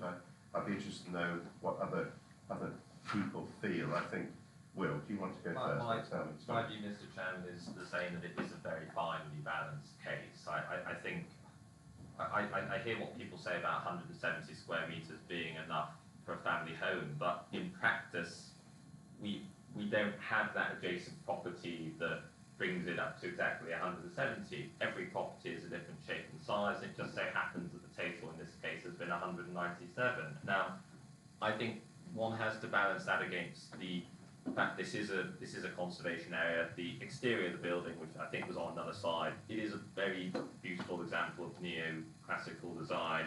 We have the internal staircase. These are, I suggest, in a conservation area, quite important heritage assets. So I'm, although it is finely balanced, inclined to say that the heritage benefit outweighs the fact that this is an amalgamation. But I can see why colleagues may. Okay. Yeah. No, I understand. Sam, Sonia, what do you feel? I've sat on a number of committees and faced similar ones, I guess. As the sympathy is with wanting a family to be able to continue to stay in their home. The cases where I have felt comfortable allowing policy not to apply and for an amalgamation to be carried out where it is substantially above the size is either where there's a severely compromised unit, or in some cases where the family has been in occupation in those units for a large amount of time. Maybe they lived in 2 flats in a converted house, and there's some long-term. It's reverting to a long-term use. This is an awkward. I know there's already different arrangements in this building, but to me, as I say, it is again fine balance. But I think that the officer's report has drawn this correctly. The heritage benefits. It's not a traditional staircase. It's not a staircase. No one else will see it. The external decoration is just decoration. In this terrace of houses, which I know quite well, there are a variety of traditions and many So when suddenly change the whole area, I would be saying, I would be coming up in agreement with the officer's report that on this occasion benefits are not outweighed by the harm from the policy possibly. So I would be good for So with inclined to support the recommendation. Sonia, what do you think? I'm inclined to disagree with the recommendation. I think that not only on the grounds that there are heritage benefits, but I think that the family has the capability to stay through amalgamation, and then that's something we should support. I think we have to be slightly careful here. That I think the basis of in effect countermanding the amalgamation policy needs to be benefits to the building in terms of the conservation area, and obviously this is a listed building, so there are alterations as well which require planning permission, and that we're saying those benefits outweigh what is something that's contrary to policy. I think, okay, so thank you very much. I think I've got a sense of where we're going. Now, the way we need to do this is that, first of all, we need to take a vote on the recommendation for refusal of planning permission that's in front of us. So, can I see those in favour of the recommendation? Those against? Okay, so the recommendation, thank you, is not adopted. I would propose that we grant a resolution to grant planning permission on the basis that we feel, as discussed, on balance, the heritage benefits outweigh the conflict with the amalgamation policy, as we have discussed it at length. I would like to propose that. And is that seconded? Yes. Right. Now, we also, if we are going to have a resolution to grant permission, we need to have conditions. Now, I would suggest, if officers would like to assist, obviously there's the standard time limit, compliance with the approved drawings. Are there other conditions that officers feel that we should add? Yes, okay. I suggest that if you're giving significant weight to the benefits, you want to secure those benefits in place prior to the amalgamation, or before they occupy 2 units. Okay. Otherwise, they could under-implement. Yes, no, I understand. So what would be the correct mechanism in terms of a condition to do that, do you think? In terms of actual wording, I could I suggest you delegate the final wording. Yes, okay. But there would need, absolutely, there would need to be a condition that as you say, what we've usually done is put details on for the applicant to submit a list of the changes they're going to do and when they're going to do them, in terms of timing, and that's what we approve. Yes, no, I agree. So there's a commitment on their part. Are there any other conditions or points? There will be other conditions. I think if they're delegated to the officers, then I think it may be there'll be standard conditions, presumably.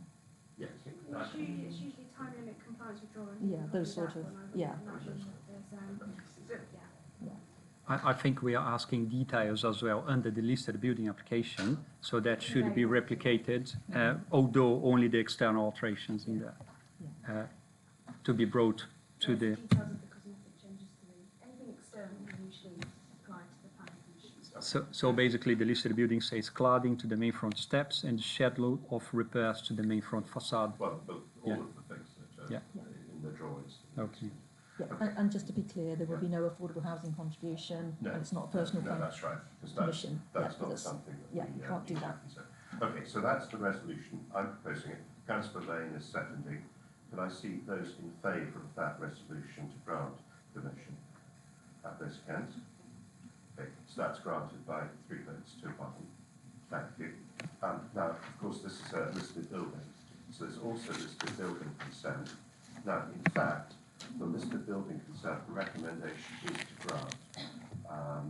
So I think, I don't think we need any further discussion. So I think there's one thing we added an informative, right, which I guess has to come off now. Yes. It was on the addendum, Yeah. wasn't it? So we had an informative added to the listed building based on the original recommendation to inform the applicants they would require planning permission. And so basically that informative should now be deleted, is redundant. Yeah. We just granted that. Yes. So, Yeah. okay. All right, so the recommendation for listed building consent is to grant. Can I see those in favour of that, please? Okay, so that's granted. Thank you very much. Can we now move on, please, to actually we'll stay on the North Path, but I think, Gabby, you're now going to introduce two garden meads.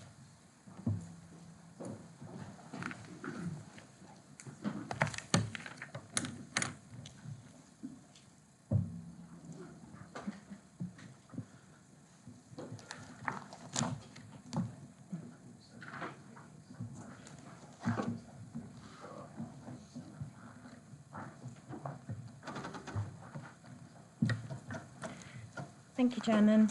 This is an application for planning permission to replace the existing garage door with glazed Crittall double doors and fixed glazed windows either side, and also the ground floor adjoining windows would also be replaced with double glazed Crittall windows. The application site is a Mews property which is situated within Garden Mews, which is located off Linden Gardens.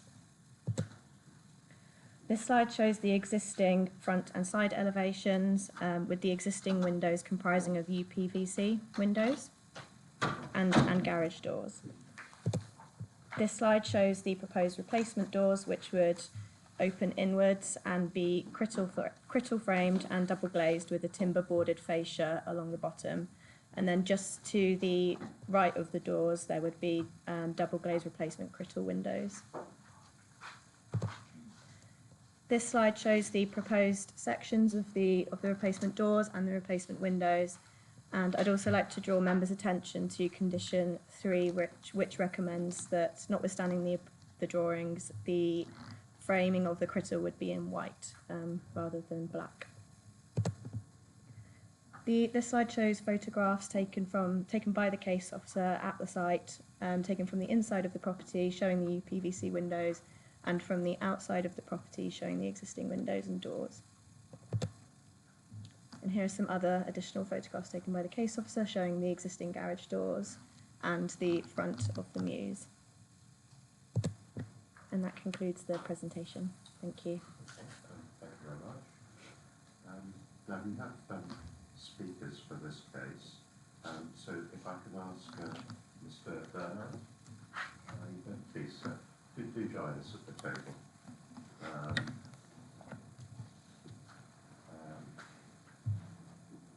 And I think Ms. Jay, you come up as well, because you're registered to speak, so maybe if you wish to help answer questions or something like that. I was just going to say, I think my mistake was signing up. I just meant I was going to attend, but I'm not Okay, speaking. no, that's So right. I'm sorry if I No, made a that's mistake. absolutely fine. Good. Well, thank you very much indeed for bearing with us. It's becoming quite a long evening, but as you've seen, when you're ready, you've got up to 3 minutes. So please go ahead. Good evening, everyone.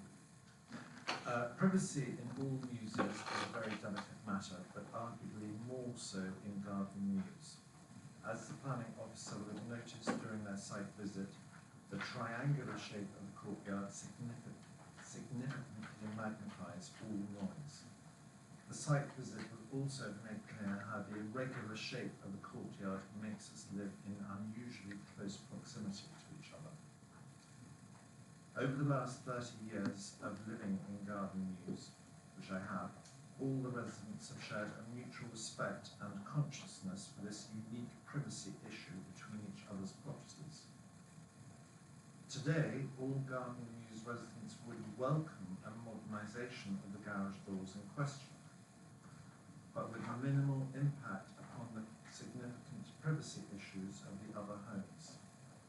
We fully support a large paned window for light and ventilation purposes, but with a fixed sill below. However, the current application to create opening French doors to the courtyard will have an undeniable and adverse impact privacy of all the immediate neighbours in this tiny private mews of only 4 houses.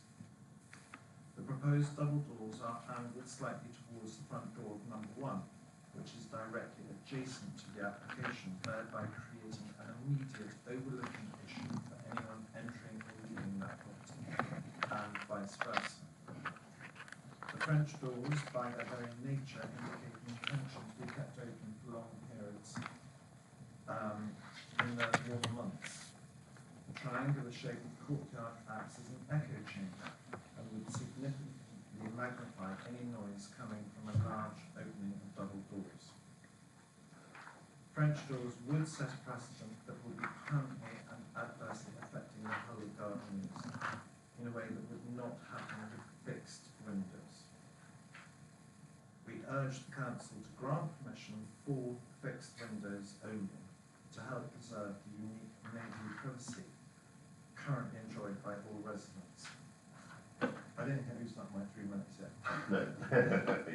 I just want to sort of say that number 2 already has 1 set of French doors in their property opening onto their first floor balcony, as do properties, 3 of the houses have these balconies with French windows.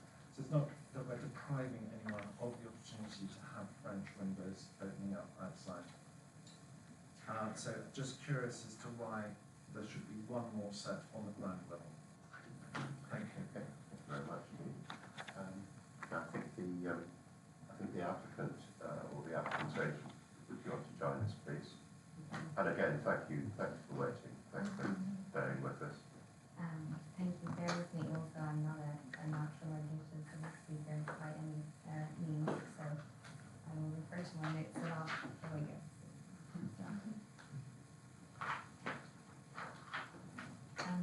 So I think I just want to focus it to saying that we obviously want to we have to replace the garage door and the UPVC windows. The UPVC windows are not supported by the heritage or conservation area.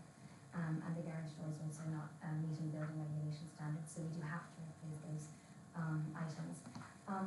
In terms of benefits to the area and the scheme, we will be replacing the wood effect UPVC and restoring it with a heritage-friendly material, which is steel-framed windows or prickle, which are pre-existing on the mews. At number 4, there is double door prickle doors facing out onto the courtyard that open outward. Prickle is 134 years old and, as I said, a conservation and heritage-friendly material. I'm really pleased to hear that they support a sill and solid panels application with windows above, because that is exactly what we have proposed. They're not French-style doors, they are barn-style doors with wood panelling across the bottom and a window outlet that opens in. Every single window in our house at that level is a latch pitch and opens in and out window, so sash windows wouldn't be in keeping with the house. What we have proposed is barn doors, as you saw, and it is a solid placement along the bottom with a sill and wood underneath, which is exactly mirroring what is currently existing at number 3. In terms of mitigating concerns that have been brought to us, we are reasonable people. We actually are with good relations, and everybody's comfort is really important to us. On the first application, we applied for floor-to-ceiling prickle double doors in exactly the style that's at number 4, because it's at number 4. And it was then suggested by council that we use a solid panel across the bottom, which we then withdrew the application and we applied to meet those standards. We also,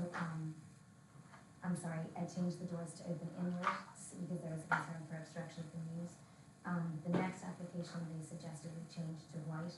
Basically, we have met every single suggestion, including barn-style doors that open by a half and sit above a fixed sill. So we have done a total of 5 mitigating changes over 3 applications over 18 months. So there isn't a lack of consideration here. In terms of mutual view or overlooking, we found Morgan, our planning officer, you'll find in his support of the application, he did not find any overlooking or mutually overlooking aspects or privacy infringements. Respectfully, the objectee in question has not ever been inside our home or seen the angle of the outgoing view. Morgan Morgan and has provided images and has said that he does not believe there is mutual overlooking. There's no cause for light pollution or sorry, I played it wrong. It's okay. Yeah, thanks. Time is up. Oh, yeah, Just the last sure, sentence. sure. The last sentence. I think that the homeowner and you guys as the council is the predominant reason or need for what it should look like, not necessarily other neighbours imposing what they believe the style of your home should look like. It should be between the homeowner and the council. And lastly, thank you because it's been a really good experience. Okay. Thank you very much, Steve. So, colleagues, questions? Well, one question, Mr. Chairman. I noticed in one of the objections it says concerns over biodiversity. I don't know whether that was your objection or someone else's. I was just keen to understand what that was about. Maybe I missed something, but I didn't really understand how biodiversity would be impacted. Well, it wasn't us, but it was from someone called Mike Shaw who lived there for about 15 or 20 years.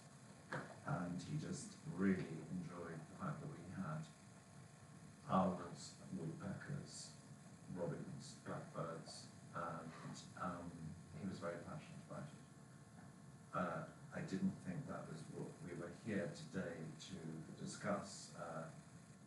Our concern is privacy, and I cannot stress enough that muse, I don't know if you can pull up the ground plans, it's a triangle, it's like a wedge of cheese, and it works like a hearing aid, and the noise just bounces around. It is a privacy thing. And very high walls, extremely high walls, and so it's very much sort of contained. May I just speak up once? Yes, my further question, Mr. Chairman, to the applicant, would you, or could you respond to the assertions that has been made? Thank you. The objective that Hugo refers to was contacted several times by Morgan, and Morgan had outreach to verify their objection, and they did not respond. And we also had that incident with previous objections with the previous application. So these objectees seem to place the objection, but then didn't respond to communication or verification of their objection. And just in terms of the shape of the muse, we actually face the wall. So it is the fact that it's a triangle. We are not overlooking anyone, we are looking onto the wall. Thank you. Any other questions? No. Okay, thank you very much. So if you proceed.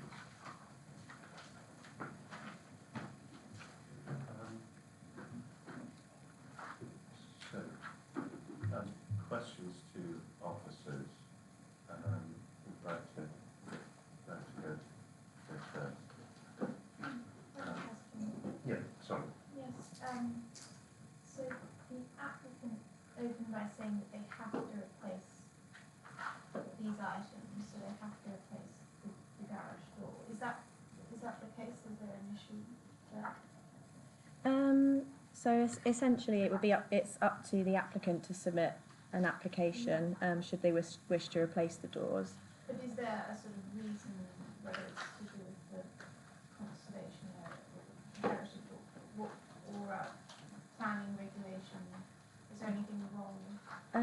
There would be no requirement from a planning perspective to replace the existing doors.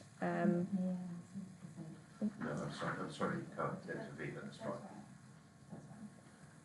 Right. Other questions? No? One more question. Sorry. Just obviously it is quite a small area.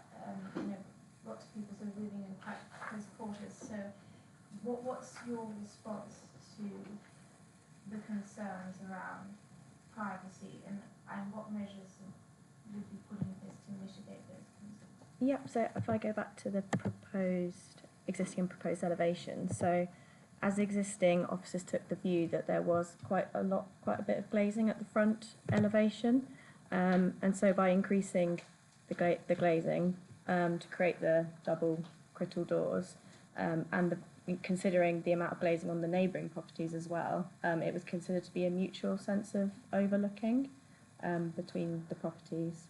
So it was deemed to be, or considered to be, acceptable from officers in that regard.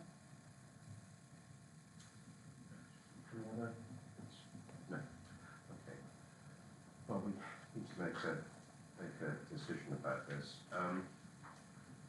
My own feeling is that clearly this is very much it's a tucked away, desirable, small area really. I think from a planning point of view, we'd rather have to just accept who our neighbours are. Some people, we may have a neighbour who makes a lot of noise, and somebody else who you never hear.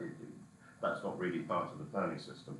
I think in terms of development proposed, probably it seems reasonably consistent with what is there. I don't know. Does anyone have a contrary opinion? Okay. Well, in that case, I think we should move to a vote. The recommendation is to grant that permission, but with the conditions attached in the report. So can I see those in favour, please? So that's granted. We now move on to back to the south now. So the application of 42 Brampton Street, and I think Aaron, that's back to you, isn't it?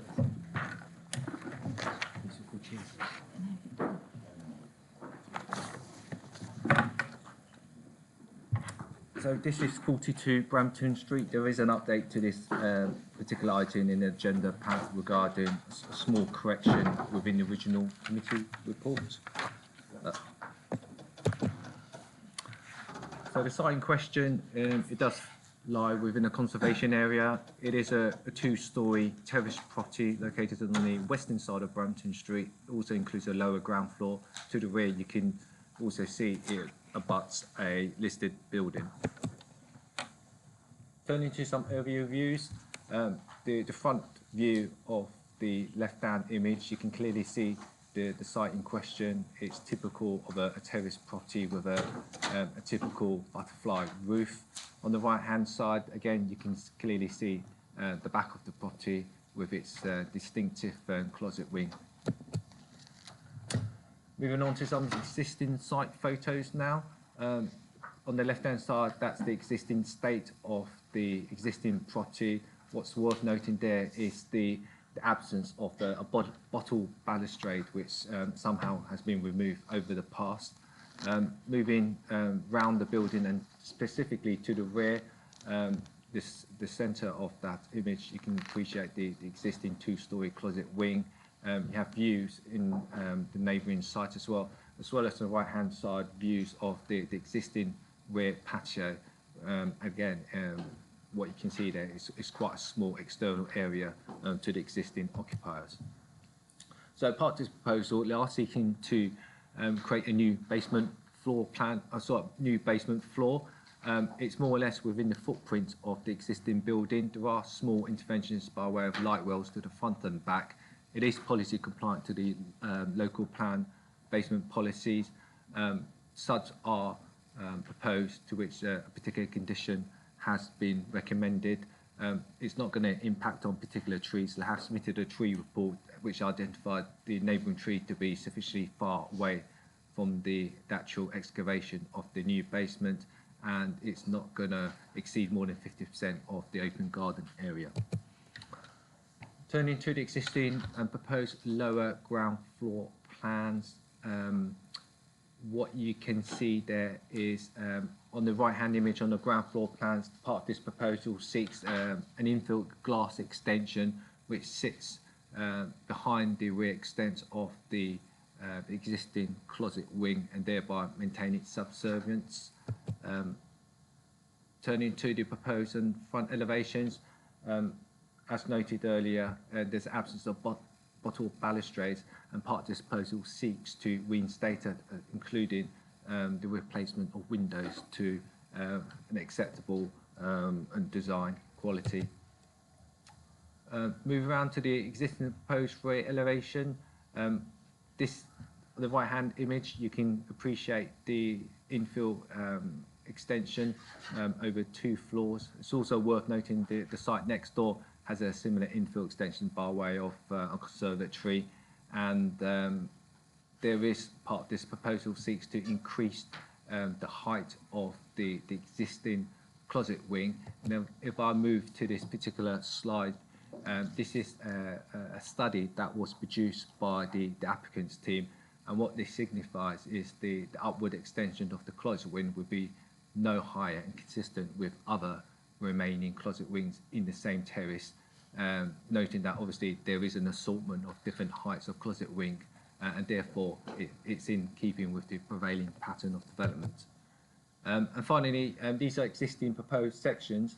I guess this is more to indicate the extent of the basement, limited to below the existing footprint of the building with front and rear light wells. And that concludes the end of the presentation. Thank you. Thank you. Now, an objector has registered to speak. Mr. Perry. Yes. Please, can you come forward? Thank you. Have a seat.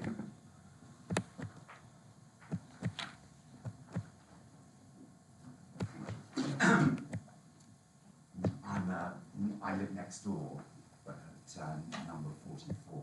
I'm not the neighbour with the infill, and I've lived at the property for over 25 years. My objections are, first of all, on preservation grounds. Does it preserve the character and appearance of the group of buildings which is in the chain conservation area? I'm going to ask the committee to say no. And second, residential good living conditions will continue for neighbouring occupants. I'm also going to invite the committee to say no. The objection is that this property has a basement, and this application is for a sub-basement. So it already has an underground or a sub-basement level. And as the committee will probably know, Bramerton Street, which was built in the 1840s, is one of the most harmonious terraces in this particular conservation area. It is historical, and no property in this street has a basement. That may be because most of the people who live in the street feel as though they don't need one because they've got one already. This is going to be used as a gym by someone who has bought what I think are known colloquially are Chelsea cottages. My property, that's a rather sort of middle class way of describing it, I think. My property was originally owned by a cabinet maker in the 1840s, and he used the basement to exhibit his carpentry. That was what it was used for, not for projects by people who can buy bigger properties if they want to have a gymnasium, and who are going to be destructive of the very atmosphere and character that makes this a conservation area. And on the development and preservation point, I would ask the committee this question, but it's for your consideration, obviously. I don't know about these things, but I've listened with great interest this evening. But one of the things that is quite apparent from listening to this is the attitude that is taken to precedent and whether planning decisions are consistent. So what I would invite the committee to consider is if everyone in Bramerton Street, all the 16 objectors who effectively all the people who own these little cottages applied for this basement, would they all get it? Because if they all got it, it would be totally destructive of this street. And I note that the officer conscientiously says it's more or less within the footprint of the building, but there will be light wells, which it's recommended there should be a grille to cover because of the spillage of light. And also, the assumption is that the bottle balustrade is to be replaced. I don't really have any objection to that, but I But do. you need to conclude your remarks. I'm because sorry. of time. I'm sorry. If you'd like to just finish off quickly. Thank you very much indeed. I just wanted to say that this is something that if this development goes through, we are in danger of losing something which is very historical, which will never ever would have been regained. And that is the substance of the objection. Thank you very much. Thank you very much.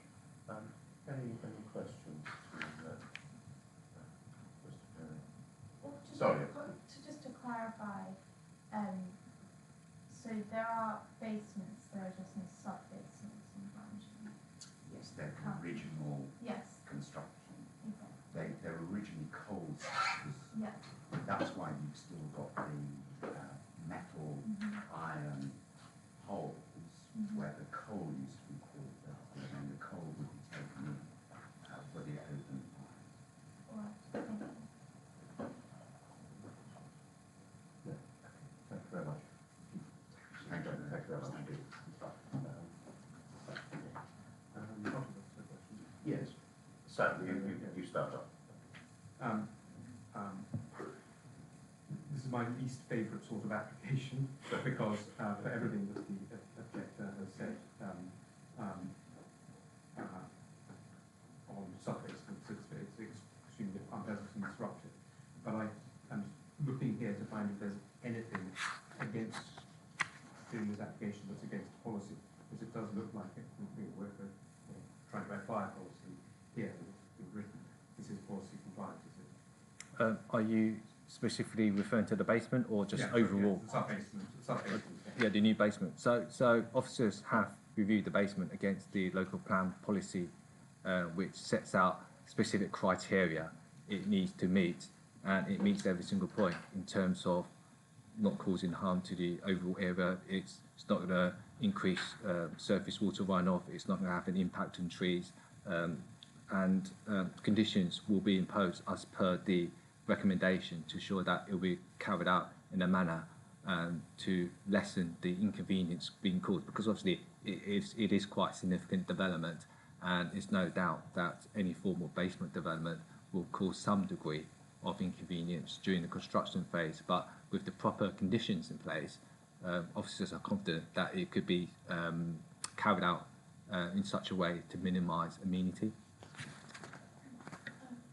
Sorry, Yes, please. what weight do you give to concerns that this sets a new precedent in a conservation area on a street where everything's quite uniform already? I mean that's something we have to consider in terms of whether any form of development, whether it's a uniform terrace, whether it's a roof terrace, a first floor rear extension, we need to consider does it set a good example for the remainder of the terrace to come forward with similar developments. That in itself is a consideration, but at the same time the actual development is considered on its own individuality against current policy and whether it's compliant to policy. And it's super interesting. So, sorry to interrupt, but I didn't know this. Would a ground of refusal be that because not a single other one has been done in this area, so it would be not... The only reason to go down that line is if they introduce certain elements associated with the basement, such as external physical alterations, such as particular light wells, it's so large that it erodes the character of the conservation area, then there's merit in going down that line to establish that it's going to have a detrimental impact on the conservation area. Light wells are being proposed as part of this proposal, but they are quite small, and there's a grille that's more or less in keeping with the overall design of the terrace. So therefore, on balance, officers are supportive of the basement element. I wanted to raise a different issue, and that's about I'm looking at the proposed rear elevation, because there we go on the right-hand side. I mean, to my mind,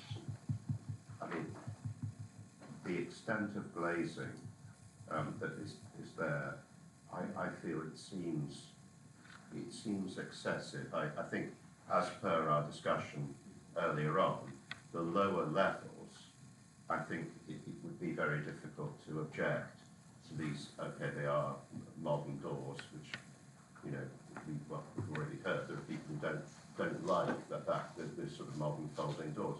But I think higher up the building, on the first and second floors, to have windows of that sort, and then they just look completely plain glass. I mean, that doesn't seem in character at all, really. How do we respond to that, Chris? Which I think sounds as though we probably all basically think more or less the same. Actually, Councillor Lane was going to ask this if I butted in and got there before him. Yes. What do you feel?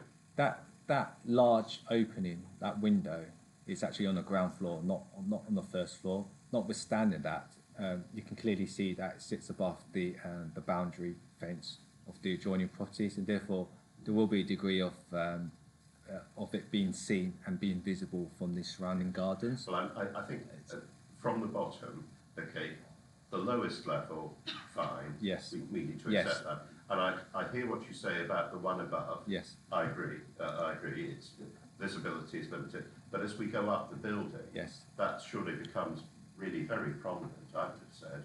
Yes, I mean, it's no doubt that what they're proposing there is a departure from the traditional sash windows, which are typical of these terrace properties. Having said that, what's being replaced would be timber frame glass. So in terms of materiality, it'd be very similar. The only difference is it's creating a much larger opening. Notwithstanding that, technically the applicant can carry out such works under permitted development, although obviously you're considering this application against policy. This is not a fallback position for you to consider. But I do appreciate that is a large opening. Officers have made a balanced judgment in determining the application, and on balance we feel that it is generally acceptable, notwithstanding it's the departure from the existing windows. So I know the applicants are not here, but is there would officers not think that it would be wise for the applicants to have considered something that was more in keeping with Bramerton Street? I guess, as you rightly say, that's more of a question directed to the applicant in terms of have you considered windows that are more proportionate to the existing fenestrations. So I recognise I'm not here, but I suppose just a comment that considering this is within a conservation area and the goal is to preserve the character. Correct. That's something that should be taken into account. And on both of those points, just to add, to me, it's not just the materiality of the size, but also the loss of the, if I'm looking at this correctly, the loss of the traditional smaller pane glass, which is probably consistent with the facts of other houses as well. So it's not just the size, the whole form of the material, whether it's timber or not. It's complete departure from what I'd expect to see. I would say that would be harmful. If I may, Chairman, Please, sir. just to expand on the point about community development, I'm just looking at the Act now and, you know, I don't necessarily want to say it publicly because you don't want people doing this all the time, but those window replacements that we are talking about would fall under permitted development. Now, that doesn't stop somebody proposing and submitting a planning application for those changes, and we have to consider that. What we do need to be careful of is that should you refuse planning permission on that basis this evening, they could tomorrow do their changes to their house which are along those lines. So is it a material consideration? I guess you need to bear that in mind, that there is a fallback position to some extent in that they can make various alterations to the external appearance of their home, which unfortunately are not perhaps more traditional in their approach. But I mean, I think my own thinking was that I don't think we're talking about something which would be sufficient to merit refusal. I think I take that point definitely. However, surely it would be, alterations to these windows is part of what is being applied for. By condition, couldn't we request detailing of the windows with the notification that we wanted, something that was in a more traditional form and not just sort of solid kind of glass in that Yeah, way? I mean, I appreciate On that. the higher levels. We're talking about the top 2 levels of the building. Yes. I think lower down, I think we just, all of us have to just accept that would, So it would be what people like, and we have to get on with it. So it would be the ground floor rear window, which is the large opening, plus the 2 smaller first floor rear windows. So I appreciate your concerns regarding your general design and its departure from the existing sash windows. As suggested, we can impose an additional condition, and notwithstanding the approved plans, so obviously there's an approved plans drawing for details of those specific windows to be submitted to the local planning authority, for us to consider the acceptability of them, given your concerns tonight, and we will make that decision in terms of whether those replacement windows would be more in keeping. I would have thought, colleagues, I think we all we essentially agree about this, don't we? I think that a condition, that of course, if we were minded to grant with such a condition, clearly the condition could be appealed, couldn't it? The applicant could come and appeal the condition.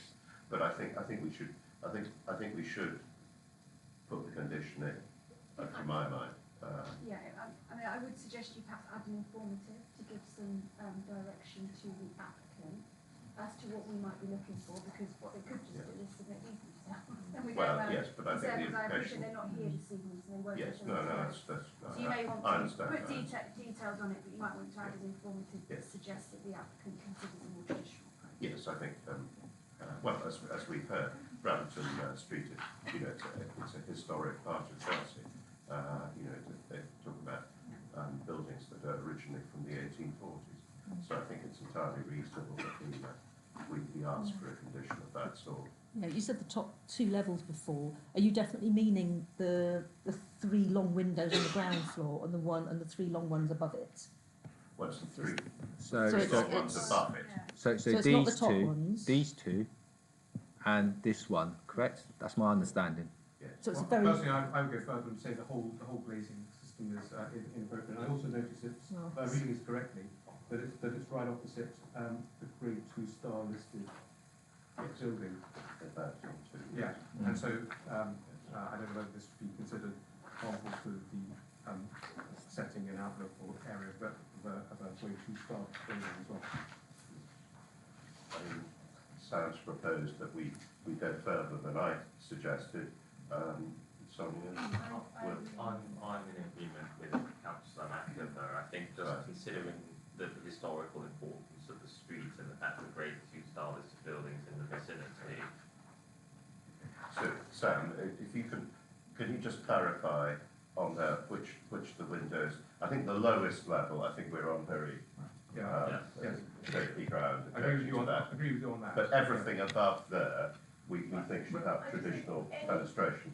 Any changes made on the street they have to have the conservation area in mind, and I don't think any of these do. So, I mean, I can accept, I suppose, the sort of lowest level. The lowest level. But on the but everything side, else, all the sort of smaller windows. Yes, which are all just they have no glazing bars at all. Yes. Can I just check with the officers that isn't going straying too far away from the actual description of the development? Is that something that? Well, the description of development states replacement of all windows with double glazed timber sash windows, and that includes the back of these properties, which you can clearly see there's existing sash windows to which, as part of this proposal, they will take out effectively and replace them with these larger openings. So my understanding is what you would like is for further details for all the windows, replacement windows of the rear elevation. Yeah, just really. Well, just to expand on that, I mean, the description of development does say double glazed timber sash windows, which is not what's proposed on the rear, anyway, in any event. Well, this is. Oh right, okay. But I mean, their actual description is replacement of all windows with double glazed timber sash windows. Oh right, okay. They can't be surprised if you put a condition. Yes, that requires details of the double glazed timber sash No, windows. I think it's further than I'd be refusing on the basis of that, not just putting conditional. So it was just construction of fully It's the glazed fully rear glazed infill infill extension. That's what I was referring to. Oh right, okay. But yes, if you're competent, a condition can. Well, okay, I think, all right, I think it's quite, I think officers quite clear what it is that we want to happen here. I think I'm going along with what Councillor Macker has suggested. And I think if that's a condition and then an informative, I think that clarifies matters for the applicant. Okay. You know, just from what I'm saying, I don't think that a condition, if we approve that plan, by granting consent, I got the second issue, which I don't know whether Sonia had any more to say on. I was interested in saying, if this is the first one to do a sub-basin, I wanted to test that more as well, because I was interested in the argument to say that that form would be disruptive to this historic terrace. If 20 others have done it already, that would be different. But we have heard tonight from the objector that none other has done a sub-basin. That I don't know whether anyone else thinks that they would be wanting to test that as a potential reason for refusal. But I would also go with the inappropriate glazing as a reason for refusal as well, because and the setting of where two stars the building behind it, because I think it's so far departed from what I would see. They applied for it. I don't think it fits in, and as I apart from the lower ground plan objective, but sub-basin plan, which I'm objecting to for another reason, the package is not looking good to me, so that's something to The problem with the sub-basement is that you have to consider that against policy. It's not whether or not it's been done before, because all development, there's going to be first time for something or other. No, but that's not the test, of course. The test is whether it complies with our basement policy. Yeah, I heard that. And it does. In Mr. Lau's response Yeah. to Sonia's question, which was interesting, which was the first thought and sort of degrade whatever the words were. You said, harmonious treatment of the historic terrace. I hadn't heard the argument before, but I was intrigued. And what weight does precedent play when considering the fact that it's a conservation area? So I understand, obviously, all development will start with something new. When we are discussing a conservation area, what weight do we give to precedent? Well, can I just chip in there? There are basements on Brampton Street that have been granted planning permission. I'm looking at the history now, so I find it quite odd that there is a street in this borough that doesn't have a basement. But there are, I mean, without going through it, but I've got number 10 is listed as having, and they may well not have built them, but they've been granted planning permission. So I don't want to spend a long time reeling them off, but I found it quite strange you would have a street in this borough that doesn't have existing basements. I mean, in terms of going back to the point anyway, in case it comes up again about precedent and so on, it comes back to what Lorna was saying about harm. So the policy itself for basements doesn't really have anything about needs to be in an area where there are existing basements. It is all about the external manifestations of it. And of course you can take into account proximity to listed buildings and so on and so forth. We do have to be quite careful with kind of below ground work and the external manifestations of those.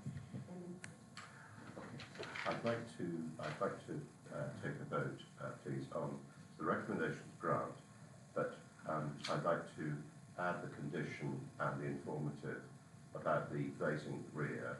I propose that we take what Councillor Macker has suggested earlier, which is in effect, with the exception of that very lowest level, all of the glazing above that level, that lowest level, that we'd expect something more traditional, and that would have to, the details of that would have to be submitted would that include the size as well as the design? Because the plan that we might get would have this size, then we could just... Well, the point is that I think the size, I think, is there, but the design would need to be something more traditional. So I'd like to propose that, as it's the recommendation with an added condition and informative. Can I see those in favour of Chairman, that, just before please? the vote, can I just clarify that you're happy to delegate it to officers? You don't have... Yes, Yeah, yeah. okay, okay. Of course, yeah. No, it wouldn't have to come back to committee. Okay, so can I see those in favour on that basis, please? Those against? And those abstaining? Sorry. Yeah. Refusing the, I would like to refuse the application. Okay, so you'd like to vote against? Yes, you'd like to. Yes. Okay, no, that's fine. And Councillor McOver has abstained. Well, Would you? Because this was a vote, I was not voting for it, so that's my abstention was to not vote for the application. We have a proposal to refuse it.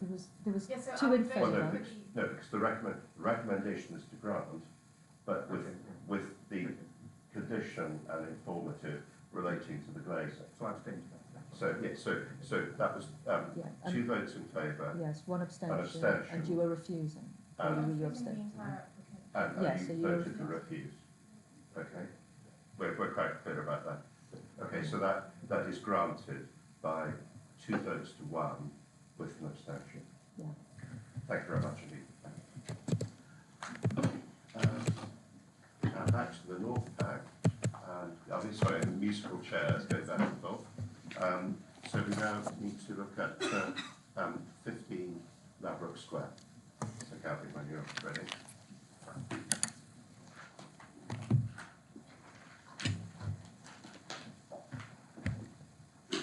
Thank you, Chairman. Before I begin the presentation, I'd like to draw members' attention to the addendum report, which contains some amendments to the officer's report. This is a retrospective planning application for the replacement of a roof access enclosure and reconfiguration of the internal staircase. So the application site relates to the top floor flat at 15 Ladbroke Square. The site is located approximately 15 metres away from the Ladbroke Square gardens and forms part of a wider terrace of properties which are similar in terms of their character and appearance. This is the existing roof plan showing the existing roof access enclosure, and then the proposed roof plan showing the access enclosure as built. This slide shows the existing front and rear elevations of the roof enclosure before it was replaced.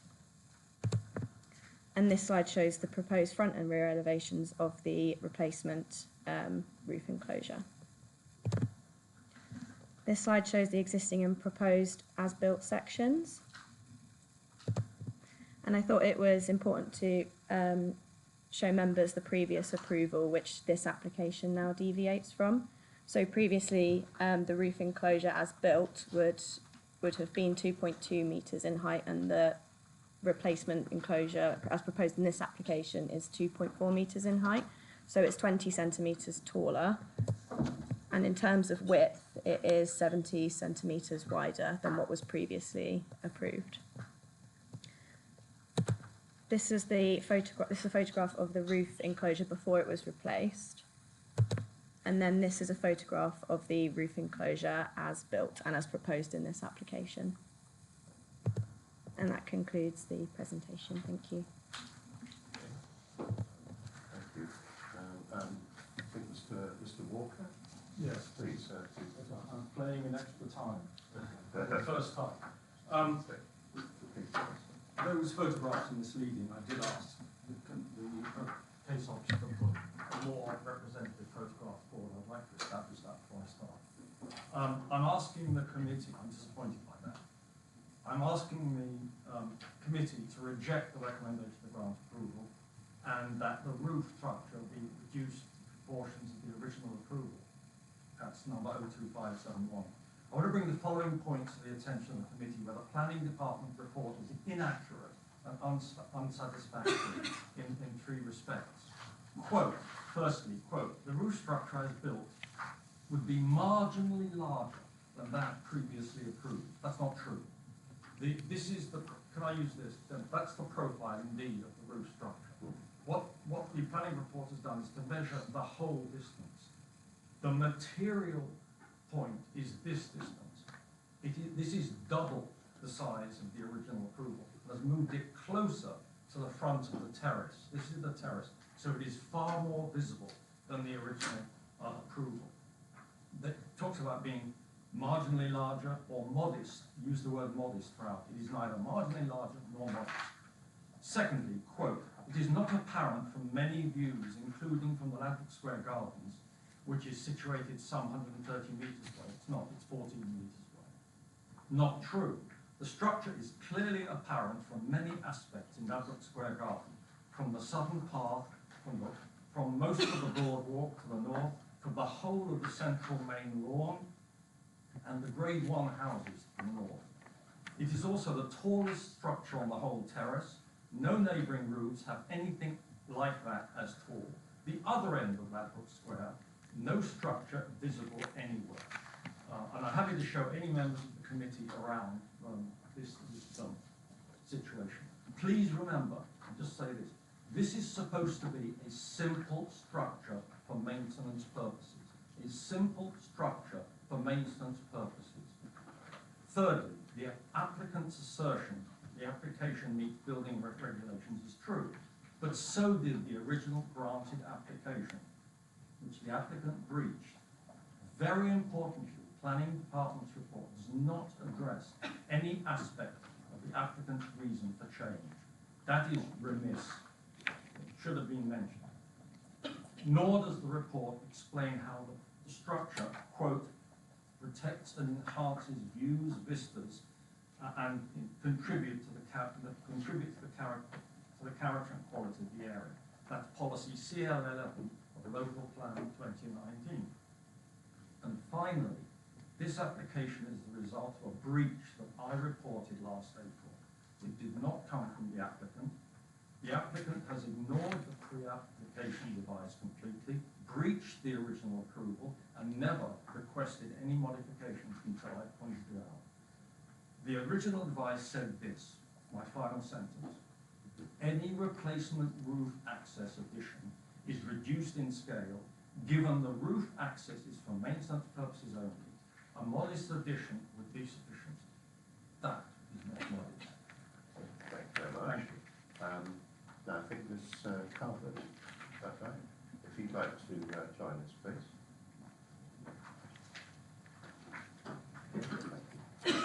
When you're ready, please stand. Good evening. As you're aware, we are revisiting the application originally approved in June 2021, so not the existing structure prior to the works, which included the replacement of the existing roof access enclosure, which we are now seeking retrospective approval as some necessary adjustments were made to the roof enclosure and staircase design due to minor slight discrepancies and to ensure compliance with UK building regulations. As you have read in the planning report, there is no conflict between the applicant's position and that of the planning officer who made the recommendation to grant the planning permission. The roofscape of Ladbroke Square and the surrounding streets of Ladbroke Square Gardens include numerous existing roof structures in various scales, forms, and in a range of materials. There are long separation distances from surrounding properties to the front and rear of number 15 Ladbroke Square. The rear facades of the Grade 2 listed buildings on Kensington Gardens are approximately 128 metres away from the site. It's of our opinion at this distance, the variation in height from the previous approved design in 2021 compared to the as-built design would appear to be negligible. The context photos taken at the time of the application show the mature trees in the Ladbroke Square Gardens screen the site.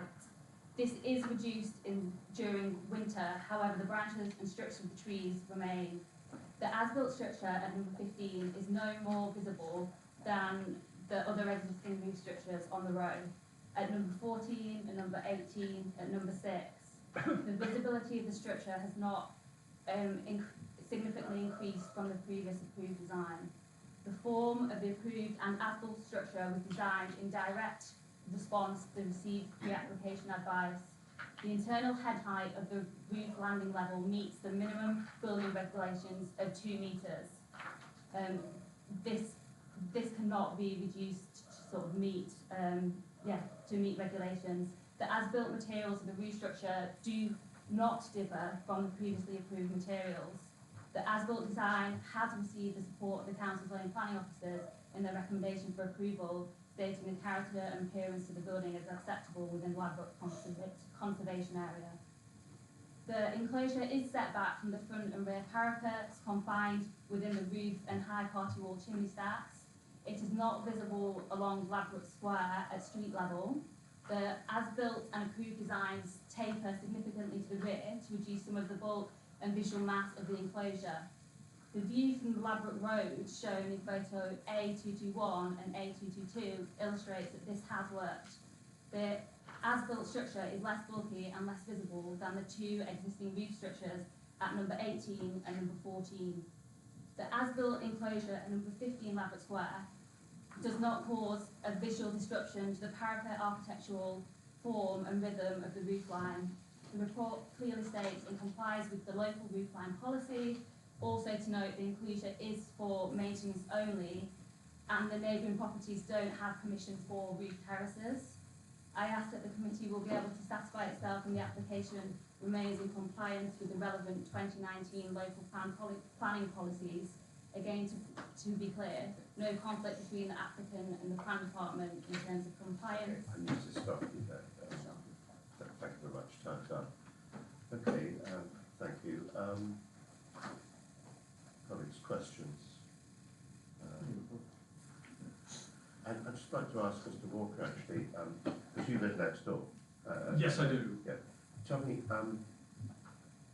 it seems to me that, I agree, the structure, particularly from that level, it's kind of rather awkward, other than the big on the top, but presumably from your property, you'd have to be some distance away in the gardens to actually even see the top of this, presumably. No, I just said, I wish one of your associates would walk me. I was there the other day. I sent photographs through last week and asked that you show them because I was showing those photographs from the gardens that would help the committee make its decision. And I did send an email on attaching them, and they haven't been attached to this. And I'm really, honestly disappointed that this hasn't been the case. So you can see them from Ladbroke Square Garden. These are the properties. This is the terrace. Yes. Seen it from the southern walk, from the whole of the central lawn, from the broad walk along the top, and also from that, therefore, from the houses north, although I cannot demonstrate that final point. But they are visible for 5-6 months a year during the winter months. Yes, there's a tree camouflage for the other 6 months. At that sort of distance, here, by comparison with what is consented, it's of the order of 20 centimetres. At that distance from the garden, it sounds as though what has been consented would, if you looked up at the right place, you would see the top of the structure. What was the original consent? Yes, yes. The original consent, you would have seen a little bit.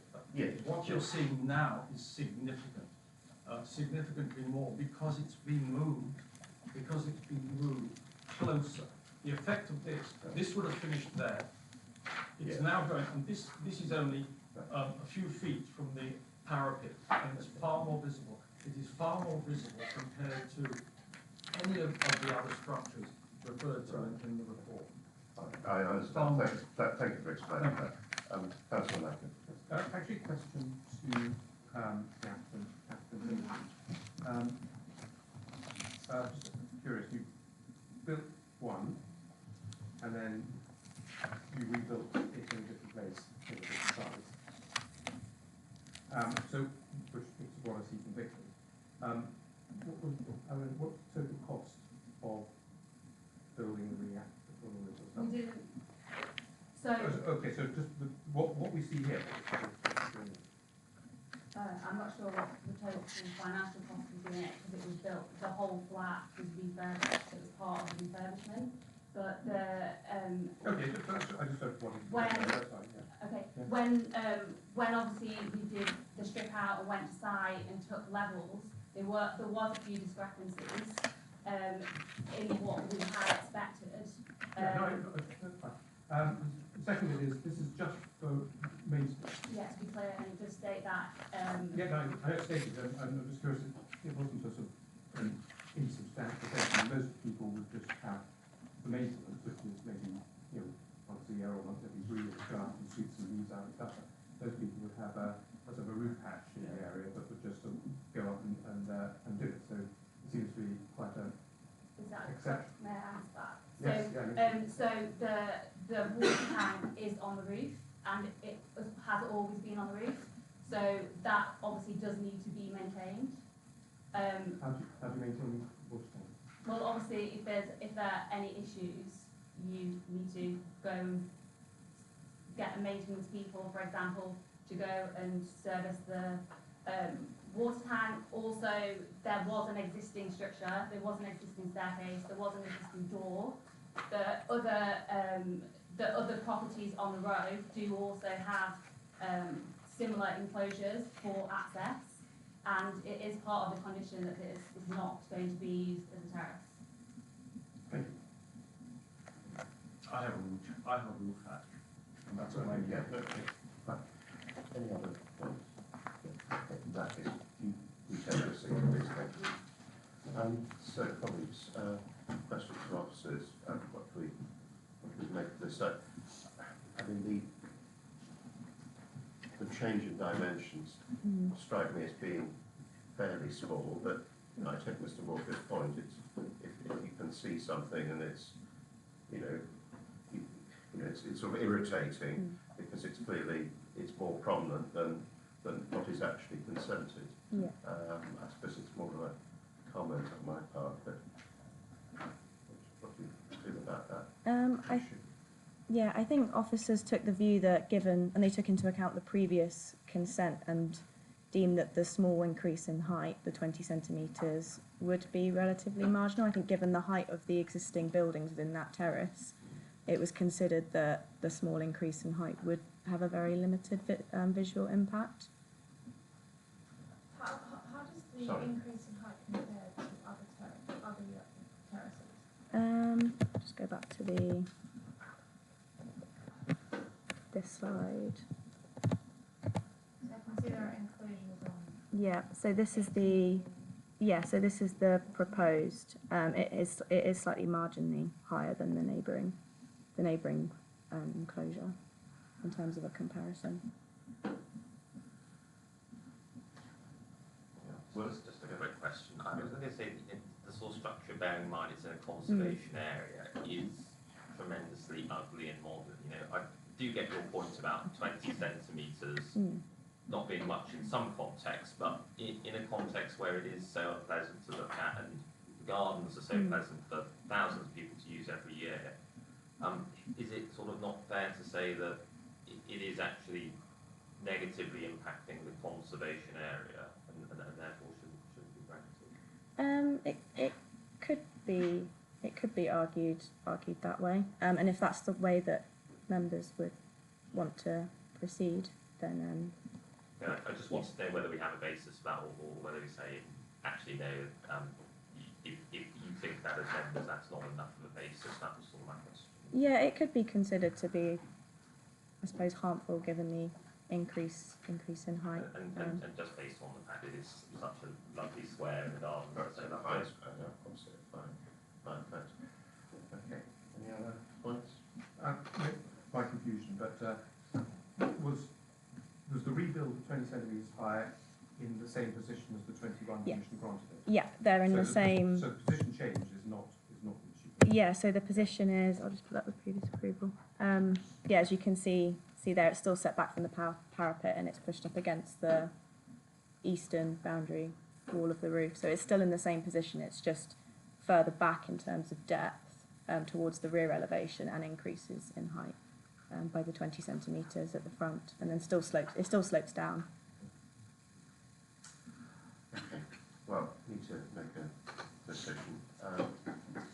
It's irritating, but I think reluctantly the dimensions that we're talking about, I think are just not really enough to justify refusal personally. It would be my own feeling, but does anyone want to put forward a contrary opinion? I formally disagree, though. I do understand that. I would just say, although certainly in some contexts those dimensions wouldn't be much, I think considering we're in a conservation area in the valley to gardens, and yeah, I've been in the gardens many times, so you do look along the terrace when you stand in the gardens, and to have such an ugly structure more visible, to me, in that context, 20 centimetres is actually enough, but I do very much understand your view as well. Yeah. But colleagues, what do you feel? Sarah? Yeah, this is actually, it's very regrettable that it has been built in this different way, but I think I'm probably with the chairman that it's it's within the margin, given the distant views, that the harm would not warrant us refusing. Sorry, do you want to comment or just No, I mean, it's obviously difficult. I know it's not the sort of material consideration. I don't know why we need the 20 centimetres in height extra. But I recognise that's not necessarily a reason to grant refusal. I do think that, it's overall not a good thing. No, I agree. But, yeah. All right, so the recommendation is to grant. Can I see those in favour of the recommendation, please? Those against? Okay, right. Well, that's 2-2, Yeah. and I use my casting vote in favour of the recommendation. So that's granted. Okay, thank you very much. So our last application this evening is Turning Place, and I think David Batchelor, David, you're... I'm doing it instead. Oh, are you actually doing this? Right. Okay. Well done, David. See you later. Okay, this is 22 Cheney Place, the last item tonight, so I won't keep you much longer. The site, as set out in the particular image, as outlined in the red rectangular box, it's located on the northern side of Royal Hospital Road, although it's known as Shaley Road. What you can see here with these aerial views are the pre-existing building, which formerly did exist. It was 3 stories in height, but that was demolished only recently, following the grant of a planning approval to construct a 5-story block in its place. These images shows the existing sort of scaffolding on the site with the development under construction. The image on the right, as circled in blue, that's one of the air conditioning units that's currently being installed, and that forms part of this particular proposal. So what we have here on the existing and proposed front elevation is the rooftop air conditioning units, of which 5 are being proposed. And you can just make out on the right-hand image the housing and the screening that forms part of the plant equipment on the rooftop. Moving on to the existing proposed roof plans, you can clearly see there's 5 separate numbers of rooftop plant equipment. It's also worth noting that it is set back from the principal elevations, and thereby minimise its sort of visibility when you stand at street level or ground level towards the rear of the property. This particular image shows you the other 2 air conditioning units, which are located in the lower ground floor towards the rear of the property. They are last sighted under the stairs of the consented scheme, so it's quite concealed and hidden from any sort of public vantage point. And lastly, existing and proposed sections, you can make out the air conditioning units located on the roof, and just on the right hand side, bottom right, the 2 air conditioning units proposed. And that's the end of the presentation. Thank you. Thank you.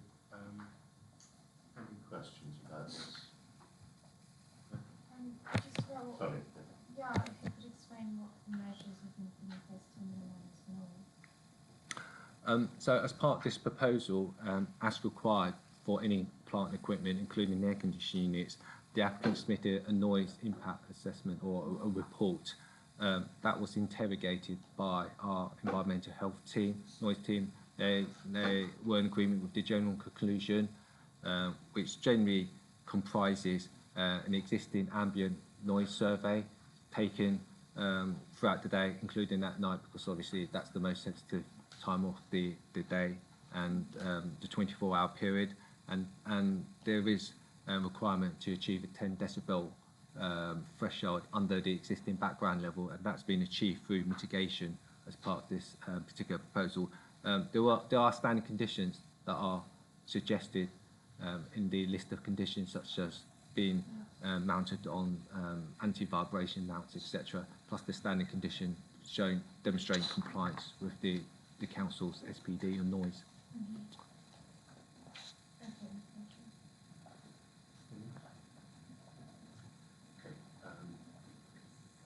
So we can move to a vote. So recommendation is to grant permission with the conditions set out in the report.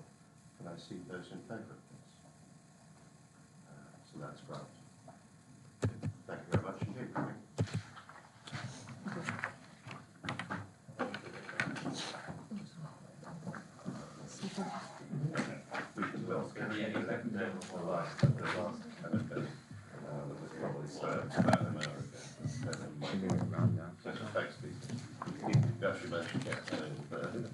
I will do, yeah.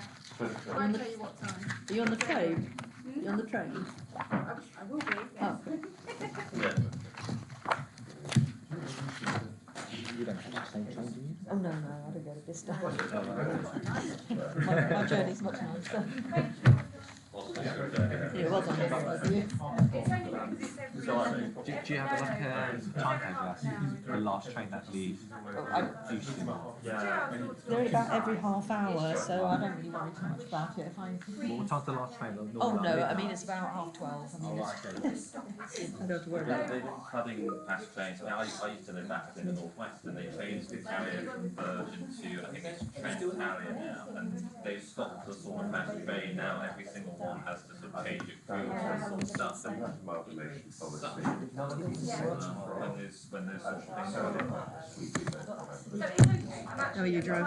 All right. I know it's feeling a bit, I don't know what happened. I think Feeling a bit. I thought I had to escape. It's getting more and more painful. So I thought.